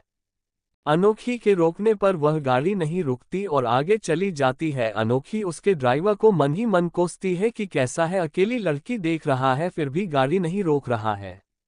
थोड़ा आगे जाने के बाद वह गाड़ी रिवर्स आती है और अनोखी के सामने रुक जाती है। जब गाड़ी का कांच नीचे होता है तो अनोखी उसमें क्रिश को बैठा देख जोर से चिल्लाती है, तुम यहाँ क्या कर रहे हो? वही क्रिश अनोखी को शिमला में देखकर सरप्राइज हो जाता है और कहता है, यही सवाल मुझे तुमसे पूछना चाहिए कि तुम इतनी रात को भूतों के जैसे क्यों टहल रही हो और यह क्या लिफ्ट लिफ्ट खेल रही हो? अनोखी क्रिश की बात पर दांत किटकिटाते हुए कहती है, तुम्हें दिख नहीं रहा है कि हमारी गाड़ी खराब हो गई है, हम लोग लिफ्ट के लिए वेट कर रहे हैं। क्रिश हल्का सा बाहर झनकर गाड़ी की ओर देखता है और कहता, हाँ गाड़ी खराब हो गई है, सो अब क्या करेंगे मिस अनोखी आप? मैं कुछ भी करूंगी, तुम जाओ यहाँ से। अनोखी को ऐसा कहता देख ड्राइवर जल्दी से सामने आता है और कहता है, साहब मैडम लोगों को रॉयल होटल जाना है, हमारी गाड़ी खराब हो गई है, क्या आप इन दोनों को लिफ्ट दे देंगे? ड्राइवर की बात सुनकर अनोखी कहती है, मैं इसके साथ नहीं जाऊंगी। ऐश को इतनी देर से अनोखी को देख रही थी, वह अपनी कार का दरवाजा खोल बाहर आती है और कहती है, क्या हुआ, ये हमें लिफ्ट नहीं दे रहे हैं क्या? क्रिश अनोखी को एक नज़र देखता है और कहता है, ओ दो ब्यूटीफुल नारी इस जंगल में फंस गई बेचारी। क्रिस की फ्लर्टिंग टोन को सुनकर ऐश हंसते हुए कहती है, अरे तुम तो बिल्कुल मेरे जैसे हो। दोनों की भाईबंदी को देखकर अनोखी ऐश के कंधे पर मारती और कहती है, क्या कर रही है, तुझे चुपचाप गाड़ी में बैठने बोला ना, मैं देख रही हूं ना इधर। ऐश अनोखी की बात पर कहती, तू क्या देख रही है, अच्छा खासा बंदा गाड़ी लेकर खड़ा है, तू बहस कर रही है, ये नहीं कि उससे रिक्वेस्ट करें कि वह लिफ्ट देकर हमें होटल तक पहुंचा दे, इतनी रात को क्या तू दूसरी गाड़ी का वेट करेगी। ऐश, मैं इसकी गाड़ी में कभी नहीं जाऊंगी, चाहे सारी रात मुझे यहां रहना पड़े। वैसे भी सुबह होने वाली है, कुछ देर वेट करते हैं और साधन मिल जाएंगे। अनोखी की बात पर ड्राइवर कहता है कि मैडम आप यहां नहीं रुक सकती, एरिया सही नहीं है, आपको उनके साथ चले जाना चाहिए। ऐश अनोखी को समझाती है, दोनों ड्राइवर और ऐश की बात सुनकर अनोखी मान जाती है। ड्राइवर अपनी कार से दोनों का लगेज निकाल क्रिश की गाड़ी में रख देता है और दोनों लड़कियां पीछे वाली सीट पर बैठ जाती है और क्रिश गाड़ी आगे बढ़ा देता है। मौसम में आए बदलाव के कारण ऐश को छींक आ जाती है। ऐश देखती है कि सामने वाली सीट से किसी ने उसको रुमाल पास किया है। जैसे ही ऐश उस रुमाल को लेती है तो सामने वाले शख्स का चेहरा देखती है तो जोर से चिल्लाती है, आप यहाँ क्या कर रहे हैं। ऐश का चिल्लाना सुनकर अनोखी सामने देखती है तो वह भी शॉक रह जाती है। Thank you. आपको नोवेल कैसा लगा कमेंट करें, लाइक और शेयर करना न भूलें। नेक्स्ट पार्ट देखने के लिए चैनल को सब्सक्राइब करें।